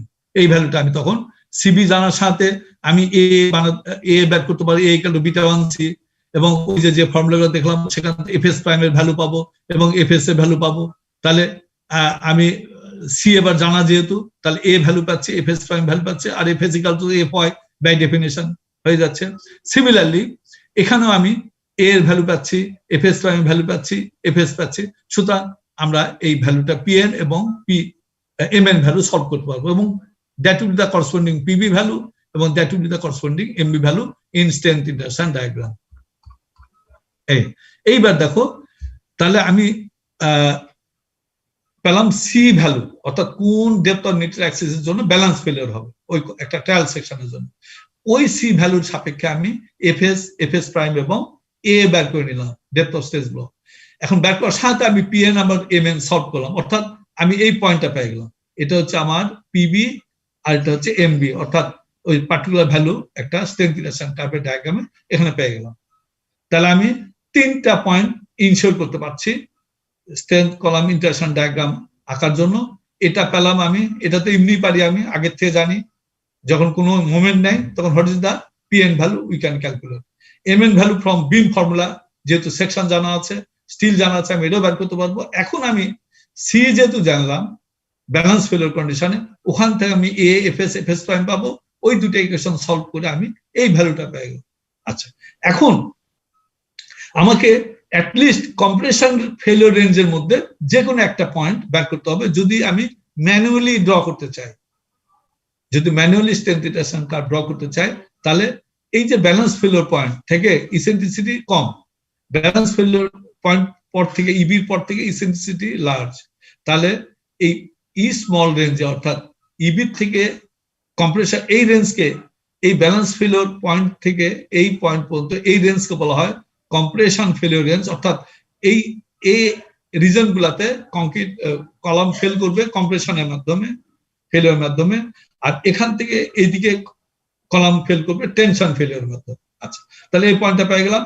এই জায়গায় আমাকে কমপক্ষে একটা পয়েন্ট পেতে হবে to draw the strength intersection curve manually. Similarly এই পয়েন্ট থেকে এই পয়েন্টের মধ্যে আমাকে একটা কলাম স্ট্রেংথ একটা পয়েন্ট বের করতে হবে to draw the curve manually. তো সুতরাং আমরা বলতে পারি কমপক্ষে 5টা point is required to draw the strength intersection diagram of a column section in manual approach. আর কম্পিউটারে তো তুমি যে কোনো সি ভ্যালুর জন্য you can get the information and series of point তুমি এটা বের করে অটোমেটিক তোমাকে কার্ভ প্লট করে দিতে পারবে। কিন্তু ম্যানুয়ালি করার জন্য কমপক্ষে 5টা পয়েন্টের প্রয়োজন হবে। যেমন এটা ইসেন্ট্রিসিটি 0 জন্য একটা পয়েন্ট, ইসেন্ট্রিসিটি ইনফিনিটির জন্য একটা পয়েন্ট, ব্যালেন্স ইসেন্ট্রিসিটির জন্য একটা পয়েন্ট, কম ইসেন্ট্রিসিটির জন্য কম্প্রেশন রেঞ্জে একটা পয়েন্ট, আর বেশি ইসেন্ট্রিসিটির জন্য টেনশন রেঞ্জে একটা পয়েন্ট তোমাকে পেতে হবে। আচ্ছা, তাহলে এখন এটা তো আমি পেলাম সি ভ্যালু, আমি দেখলাম যে সি ভ্যালু আমার দরকার হবে, তাই ব্যালেন্স ফেলের জন্য আমি একটা সি ভ্যালু পেলাম, তাহলে এই পয়েন্টটা ড্র করা সম্ভব। এখন এরই মধ্যে যে কোনো একটা সি ভ্যালু তোমাকে নিতে হবে যেটা ফুলফিল করবে কম্প্রেশন ফেলিওর ফুলফিল করবে। তাহলে এই ক্ষেত্রে তোমাকে মনে রাখতে হবে যে ইসেন্ট্রিসিটি কম এমন একটা সি ভ্যালু চুজ করতে হবে যেটা তোমাকে ইসেন্ট্রিসিটি দিবে ব্যালেন্স ইসেন্ট্রিসিটিটা কম। সেই সি ভ্যালুর জন্য তোমাকে একটা পিএন এবং এমএন ভ্যালু বের করতে হবে। সিমিলারলি এমন একটা সি ভ্যালু তোমাকে এস্টাবলিশ করতে হবে যার জন্য তুমি যে ইসেন্ট্রিসিটি পাবা যেটা ব্যালেন্স ইসেন্ট্রিসিটি বেশি হবে, তার সাপেক্ষে তোমাকে আরেকটা সি ভ্যালুর সাপেক্ষে তোমাকে এই পয়েন্টটা পেতে হবে। এখন আমরা সি পেলাম, সে সিবি ভ্যালু ব্যালেন্স ফেলিওরের জন্য সি পেলাম আমি 10 ইঞ্চি। তাহলে আমি যদি কম্প্রেশন ফেলিওরের রেঞ্জে একটা সি চুজ করতে চাই যার জন্য আমাকে পিএন বা এমএন ভ্যালু পেতে হবে, সেই ভ্যালুটা অবশ্যই কি হতে হবে, কম ইসেন্ট্রিসিটির জন্য, যেহেতু ইসেন্ট্রিসিটির সাথে সি ভ্যালুটা ইনভার্সলি ভ্যারি করে, সুতরাং এটা মনে রাখতে হবে ইসেন্ট্রিসিটি কম হলে ফেলিওর কম্প্রেশন হয়। তো সুতরাং ইসেন্ট্রিসিটি বেশি হতে হবে, টু সি ভ্যালু বেশি হতে হবে two get the compression failure. এটাই হচ্ছে তোমাকে মেন সূত্র। অর্থাৎ সি তুমি পেয়ে গেলে সি যদি 10 ইঞ্চি হয় তাহলে 10-এর থেকে বেশি সি ভ্যালু চুজ করতে হবে two get the point in the compression failure range. আবার সে যদি সি ভ্যালু এখানে 10 ইঞ্চি হলো তাহলে সি 10 ইঞ্চিতে কম ভ্যালু সি চুজ করতে হবে two get the your point PN এবং এমএন ভ্যালু পেতে in the tension failure range. তাহলে সে পার্টিকুলার ক্ষেত্রে আমি সে সি 10 ইঞ্চি পাওয়া গেল, তো সেখানে আমি সি ইকাল টু সে 12 ইঞ্চি বা 15 ইঞ্চি ধরে সি জানা থাকলে আমি এফএস প্রাইম পাবো এবং এফআই এবং এফএস পাবো এবং এ পাবো। সুতরাং ওই ইকুয়েশন দুটা সলভ করে আমি এখানে একটা ভ্যালু এস্টাবলিশ করতে পারবো। সিমিলারলি আরেকটা সি ভ্যালু যে ভ্যালুটা সিবির থেকে কম হবে সেটা এটা 10 হয় তাহলে এখানে আমি 5 নিলাম বা 7 নিলাম, নিলে আমি একটা সি পাবো, তার সাপেক্ষে আমি এ ভ্যালু বের করবো, এফএস ভ্যালু বের করবো, এফএস প্রাইম ভ্যালু বের করবো, করে এগেন পিএন এবং এমএন ইকুয়েশন সলভ করে আমি এখানে একটা পয়েন্ট পাবো। তাহলে অ্যাটলিস্ট আমি 5টা পয়েন্ট যদি বের করতে পারি and you connect that point, then you will get the diagram like this, which is your column strength intersection curve. ঠিক আছে? এখন এইভাবে বলো এই পর্যন্ত তোমরা কতটুকু বুঝতে পারলে? যদি একটু কমপ্লিকেটেড মনে হবে তবে যখন আমি যে কথাগুলো বললাম এর সাপেক্ষে যখন একটা প্রবলেম সলভ করবো দেন একটা কলাম স্ট্রেংথ ইন্টারসেকশন কার্ভ আঁকবো, তখন idea will be more clear. এর মধ্যে কোনো বুঝার অসুবিধা থাকলে বলো যে এই জায়গাটা আমরা বুঝতে পারছি না, বলো।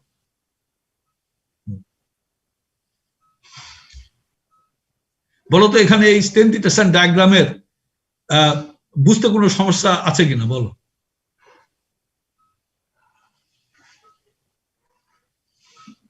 বুঝতে পারলে স্ট্রেংথ ইন্টারসেকশন ডায়াগ্রামটা?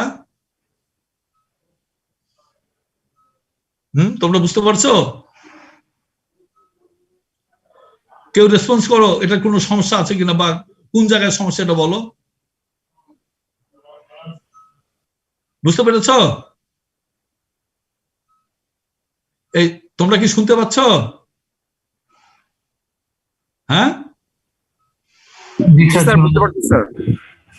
যাক মানে অতখানি বুঝার যাক, যেভাবে আমি যতটুকু বললাম আমি আবার বলি, এটা একটু জটিল মনে হবে, আগের মতো অত সহজ হবে না। তো আমি মনে হয় বেশিরভাগ ছেলে বোঝার একটু কঠিন হবে। এটা এমন একটা ডায়াগ্রাম, এটাকে বলা হয় স্ট্রেংথ ইন্টারসেকশন ডায়াগ্রাম, এটা মনে রাখো। এবং এই ডায়াগ্রামটা আঁকতে হবে তোমার একটা কলাম ডিজাইন করতে গেলে। সেকেন্ড লাইন, থার্ড লাইন হচ্ছে how to draw the strength intersection curve. এটা কার্ভ পাইতে হলে আমি ওই দুটা ইকুয়েশন সলভ করতে হবে, একটা পিএন একটা এমএন। আসো আমি তোমাদের একটু ইয়ে করি, এই দুটা ইকুয়েশন সলভ করতে হবে, পিএন এবং এমএন ইকুয়েশন সলভ করতে হবে। এর মধ্যে আমার 3টা আননোন আছে, একটা হচ্ছে এ, একটা এফএস প্রাইম, এফএস। এই 3টা আমাকে জানতে হবে, জানা আমাকে এটা সলভ করতে হবে, এই দুটা ইকুয়েশন। এখন আরেকটা জিনিস আমরা জানলাম যে strength intersection curve by definition হচ্ছে E varies from 0 to infinity, যে সিরিজ অফ আমরা পয়েন্ট পিএন এবং এমএন পাবো, যে পয়েন্টগুলো কানেক্ট করলে আমরা স্ট্রেংথ ইন্টারসেকশন ডায়াগ্রাম পাই। কিন্তু যদিও ই ভ্যারি করলে বাই ডেফিনিশন, কিন্তু আমি যখন ডায়াগ্রাম আঁকতে যাব তখন তো ই থাকবে না। সো ইর ইফেক্ট আমার সিতে আনতে হবে, এবং C varies inversely as he, এটুকু খেয়াল রাখতে হবে। এবং আমরা স্ট্রেন ডায়াগ্রাম থেকে আমরা একটা পার্টিকুলার ভ্যালু অফ সি এর জন্য আমরা এফএস ভ্যালু, এ ভ্যালু এবং এফএস প্রাইম ভ্যালু পাবো, ওই যে ইকুয়েশন গুলো আমরা দেখালাম। ঠিক আছে, এই পর্যন্ত জানলে হবে। ইকুয়েশন তো আমরা ইউজ করতে পারবো। এখন এটা তো আমি ইজিলি বের করতে পারবো, P0 এটা অ্যাক্সিয়াল লোডেড কলামের পিএন ভ্যালু যেভাবে বের করে, M0টা বের করবো যে একটা beam, consider the section as a beam, how to calculate the moment capacity, সেই ফর্মুলাতে বের করবো। আচ্ছা, এর মধ্যে আমার সি ভ্যালু লাগবে to get the point in between. C ভ্যালুর জন্য এই সি ভ্যালু একটা এক্সপ্রেশন আমি বের করলাম, এবং এই সি ভ্যালু বের করা যায় যে কোনো একটা সেকশনের জন্য, কারণ এই ডি এর উপর নির্ভর করে আর ইওয়াই এর উপর নির্ভর করে। ইওয়াই তো ইকাল টু এফআই বাই, ইওয়াই হচ্ছে এফআই বাই ক্যাপিটাল ইএস। তো সুতরাং ওই ইয়াটা আমরা ইজিলি বের করতে পারি। সি বি ভ্যালু অর্থাৎ ব্যালেন্স ভ্যালু কন্ডিশনে what is the depth of neutral Axis value, এটা বের করার সাথে আমি এ ভ্যালু বের করতে পারবো, FS value, FS prime value বের করতে পারবো, আর এফএস ইকাল টু এফআই হবে যেহেতু ব্যালেন্স ভ্যালু কন্ডিশন। এই ইনফরমেশন গুলো আমরা ওই দুটা ইকুয়েশনে বসাবো, পিএন এবং এমএন ইকুয়েশন। তাহলে আমি এখানে পাবো পিএন এবং এমএন, ও সেটা হচ্ছে পি বাই এম ভ্যালু, এই পয়েন্টটা পেয়ে গেলাম। এখন আমাকে এই কম্প্রেশন ফেলিওর রেঞ্জের মধ্যে একটা পয়েন্ট পেতে হবে। তো আমরা জানি ই ভ্যালু কম হলে কম্প্রেশন ফেলিওর হয়, তাহলে সি ভ্যালু বেশি হলে কম্প্রেশন ফেলিওর, কারণ যেহেতু এটা একটা উল্টা। তা আমি এখানে যে সি ভ্যালুটা পেলাম সে 10 ইঞ্চি, তাহলে এখানে বেশি ধরতে হবে, তার সি ভ্যালু সে 15 ইঞ্চি ধরলাম, ধরে আবার এ এফএস প্রাইম এফএস বের করলাম, করে আবার ওই দুটা ইকুয়েশনে গেলাম, করে সলভ করে এখানে একটা পয়েন্ট পেলাম পিএনএম। সিমিলারলি ই কম ধরলাম, অর্থাৎ সি কম ধরলাম 10 ইঞ্চি, এখানে সে 6 ইঞ্চি ধরলাম, ধরে আবার এ এফএস প্রাইম বের করলাম, এখান থেকে পি এবং এম এন ভ্যালু বের করে এখানে প্লট করলাম। এইভাবে কমপক্ষে 5টা পয়েন্ট লাগবে to draw the strength intersection curve. এই 5টা পয়েন্ট যোগ করে দিলে তুমি ক্যাপাসিটি কার্ভ পেয়ে গেলে একটা কলামে। এখন তুমি যে সেকশন অ্যাসিউম করে এটা বের করলে, এখন তোমার যে ডিজায়ার্ড ইনপুট যেগুলো আছে যেটাকে অ্যাকোমোডেট করতে হবে, একই স্কেলে তুমি এখানে বসাও, এর মধ্যে তোমার ওই পয়েন্টটা পড়ে, তাহলে এই কলামের শক্তির বা ক্ষমতার মধ্যে আছে, সো ডিজাইন ইজ ওকে। এখন যদি এই জায়গায় তোমার পয়েন্টটা পড়ে তাহলে ওভার ডিজাইন হয়ে গেছে। আমরা চাবো যে পয়েন্টটা এই জায়গায় পড়ুক, তাহলে অপটিমাম ডিজাইন হবে, অর্থাৎ ইকোনমিক। এইভাবে কলামটা ডিজাইন করতে হয় এবং এইভাবে স্ট্রেংথ ইন্টারসেকশন ডায়াগ্রামটা ড্র করতে হয়। এখন আমরা একটা প্রবলেমে যাই, then the things will be more clear. How to draw the strength intersection curve. এখানে আসো, তোমাদের ওয়ার্ড এক্সাম্পল আছে, ভেরি ইম্পর্টেন্ট একটা word example. Example 9.1, for the column section shown in figure, determine the load PB, MB and EB for the balance failure condition. এটা বলা হচ্ছে একটা কলামের সেকশনস। তোমরা 1 মিনিট হোল্ড করো।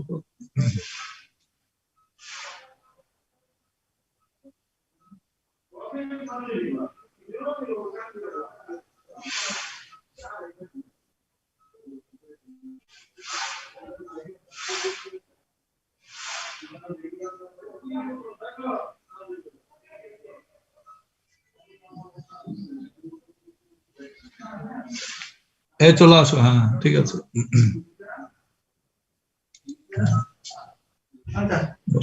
একটু বসো, হ্যাঁ এই 5 মিনিট বসো, একটু বসো। তাহলে আমরা কন্টিনিউ করি একটু।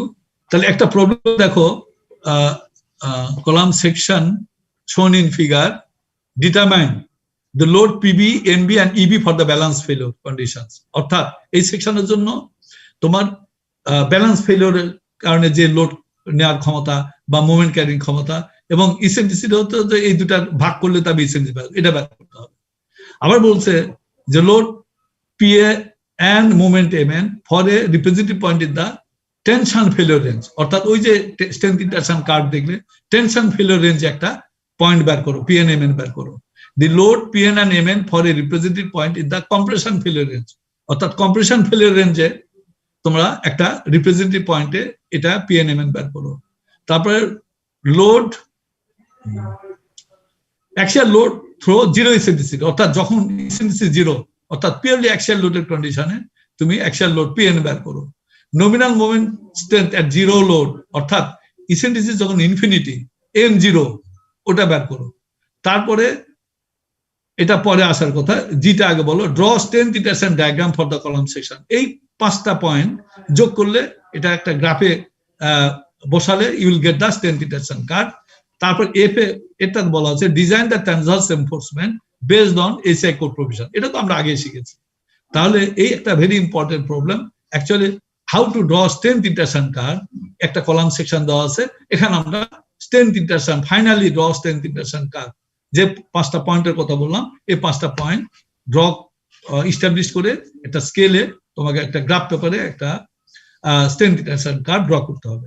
তাহলে এই যে সেকশনটা দেওয়া আছে, দেখো এই সেকশনে এই যে PN দেওয়া আছে এখানে, অর্থাৎ এক্স অ্যাক্সিসের উপর PN আছে, অর্থাৎ বেন্ডিং অবশ্যই ওয়াই অ্যাক্সিসের উপর হবে, অর্থাৎ বেন্ডিং অ্যাবাউট ওয়াই অ্যাক্সিস হচ্ছে।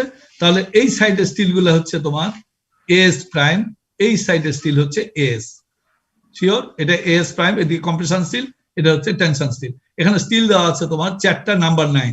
তাহলে আমরা বলতে পারি যে তোমার AS equal to 2 inches square, number 9 এর cross section 1 inch square, 2 inches square. Similarly AS prime এদিকে দুটো স্টিল আছে 2 ইঞ্চেস স্কয়ার। D প্রাইম হচ্ছে এই যে টেনশন স্টিল থেকে কম্প্রেশন ফেজের দূরত্ব, এদিকে ডিসটেন্স দেওয়া আছে আমার 20 ইঞ্চি, তাহলে 2.5 ইঞ্চি বাদ দিলে 17.5 ইঞ্চি। আর ডি প্রাইম হচ্ছে এই ডিস্টেন্স 2.5 ইঞ্চি, আর বি আছে এদিকে উইথ আছে তোমার 12 ইঞ্চি, আর এইচ এটা খেয়াল রাখবা যেদিকে তোমার বেন্ডিং হবে সেই দিকের ডিরেকশনকে এইচ ধরতে হবে সবসময়, অর্থাৎ এখানে এইচ আছে 20 ইঞ্চি এবং বি আছে 12 ইঞ্চি এমত অবস্থায়, এবং মেটাল স্ট্রেন দেওয়া আছে a prime C 4 KSI FI 60 KSI, এই অবস্থায় তোমাকে স্ট্রেন ডিরেকশন কার্ভ ড্র করতে হবে। আচ্ছা ঠিক আছে, আমি এখন রোল কল করবো, নেক্সট ক্লাস আমরা কন্টিনিউ করবো। এই একটা কলাম এটা শিখা মানে you can draw the strain, একটা কলাম তুমি সম্পূর্ণভাবে ডিজাইন করতে পারবে, এবং উইথ দা ডিসকাশন আমরা নেক্সট ক্লাসে এটা ইমপ্লিমেন্টেশন থ্রু দ্যাট প্রবলেম আমরা এটা সাকসেসফুল হবে। ঠিক আছে, আমরা এখন একটু রোল কল করে নিই।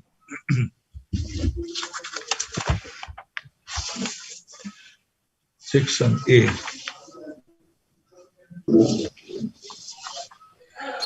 section roll number 1. Yes, sir. 2. Roll number 2. Yes, sir. 3. Yes, sir. 4. 5. Yes, sir. 6. Yes, sir. 7. Yes, sir. 8. Yes, sir. 9. Yes, 10. sir. আচ্ছা 9 present, 10. Yes, sir. 11. Yes, sir. Present, sir. 12. Present, sir. 12 present. 13. Yes, sir. 14. Sir, roll 9, sir. Roll number present হয়েছে। আচ্ছা 14 absent, 15. Yes, sir. 16. Yes, sir. 17. Yes, sir. 18. 19. Sir 19 এর sir wifi connection চলে গেছে sir, ও ক্লাসে ছিল। আচ্ছা sir 18 18 sir ক্লাসে ছিল, ওয়াইফাই কানেকশন চলে গেছে স্যার।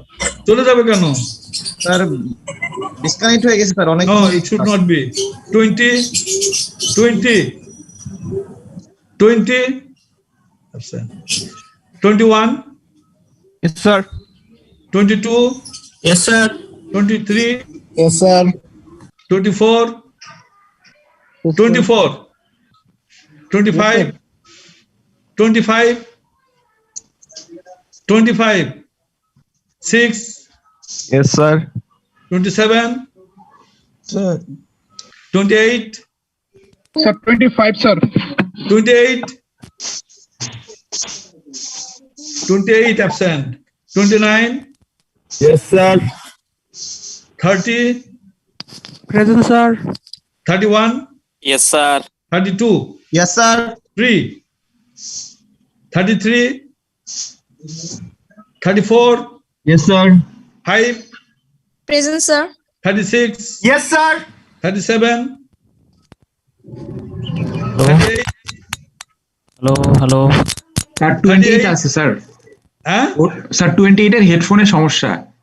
আর 28 এর কথা বাদ দাও, তুমি আগে বলো 30 37 37 বলো। 37 প্রেজেন্ট না absent. 38 39 Present, sir. 40 Yes, sir. 41 42 Yes, sir. 43 Present, sir. 44 Hello. Yes, sir. 45 Yes, sir. 46 Yes, sir. 47 Yes, sir. 48 Yes, sir. 49 Yes, sir. 50 Yes, sir.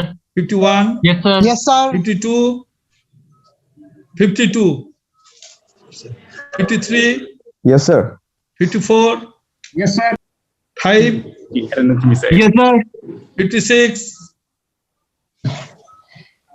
57 Yes, sir. 58 Yes, sir. 59 Yes, sir. 60 Present, sir. 61 62 Yes, sir. 63 Yes, sir. 64 Yes, sir. 65 present sir. Sir roll 18। আর পড়ে ছিলাম। Sir 25 sir net disconnect হয়ে গেছিল role 18 present হচ্ছে, আর কে বলো? Sir 25 25 present, আর কি?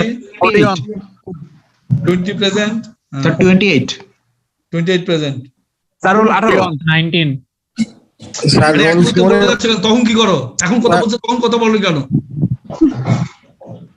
আচ্ছা এটা বাদ, এখন যাও ইয়েতে আসো, ডাব্লিউআর আসো। Sir roll 18 sir, sir roll 18 sir net disconnect হয়ে গেছিল স্যার 41 স্যার রোল 52 সেকশন এ তে আসো, roll number 1 yes sir WR roll number 1 yes sir 2 yes sir WR 2 yes sir 3 yes sir 4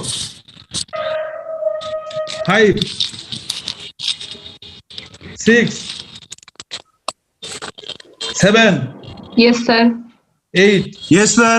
9 yes sir 10 Yes, sir.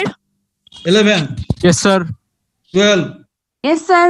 13 roll 5 yes sir 14 yes sir 15 15 59 absent হ্যাঁ বলো, কে বললে? Sir roll 5 roll 5 WRE 5 roll 5 WR কথা বলো, roll 5 present, আর কে? জি sir roll 5 okay আচ্ছা ওকে স্যার নেক্সট ক্লাসে স্যার হ্যাঁ স্যার আমার sir previous class sir attendance দিতে পারিনি স্যার, হঠাৎ করে স্যার পুরান ল্যাপটপে চালাইতে স্যার, হঠাৎ করে স্যার সফটওয়্যারটা হ্যাং করছে, আমি ক্লাসের অ্যাটেন্ডেন্স দিতে পারিনি স্যার। অ্যাটেন্ডেন্স বাদ দাও, অ্যাটেন্ডেন্স হবে ও থাকো, সামনের দিনটা দেবো। স্যার স্যার প্রিভিয়াস ক্লাসটা দিয়ে দিলে স্যার একটু ভালো হতো। স্যার হ্যাঁ বলো। স্যার আমার সিভিল রোল 52 স্যার, স্যার হঠাৎ করে কারেন্ট চলে গেছিল তো স্যার রোলটা প্রেজেন্ট দিতে পারিনি। রোল 52 জি স্যার 52 52 হ্যাঁ 52 প্রেজেন্ট করে দিলাম, অসুবিধা নেই। স্যার 41 স্যার নেট ডিসকানেক্ট হয়ে গেছিল 56 স্যার রোল 56 এই কথা শোনো, পরের গুলোতে হবে 56 করা আছে sir roll না? ঠিক আছে, যাক আমরা ক্লাস শেষ করলাম, নেক্সট ক্লাসে ইনশাআল্লাহ আবার দেখা হবে। স্যার একটা জিনিস স্যার, স্যার লেকচারটা দিয়ে দিলে ভালো হতো স্যার। লেকচার না, প্রবলেম পাবে, এটা সব বই থেকে পড়ানো হচ্ছে, জাস্ট বই থেকে, কোনো সমস্যা নেই। না হলে তো না আর এক মডেলে দেখে দিন। আচ্ছা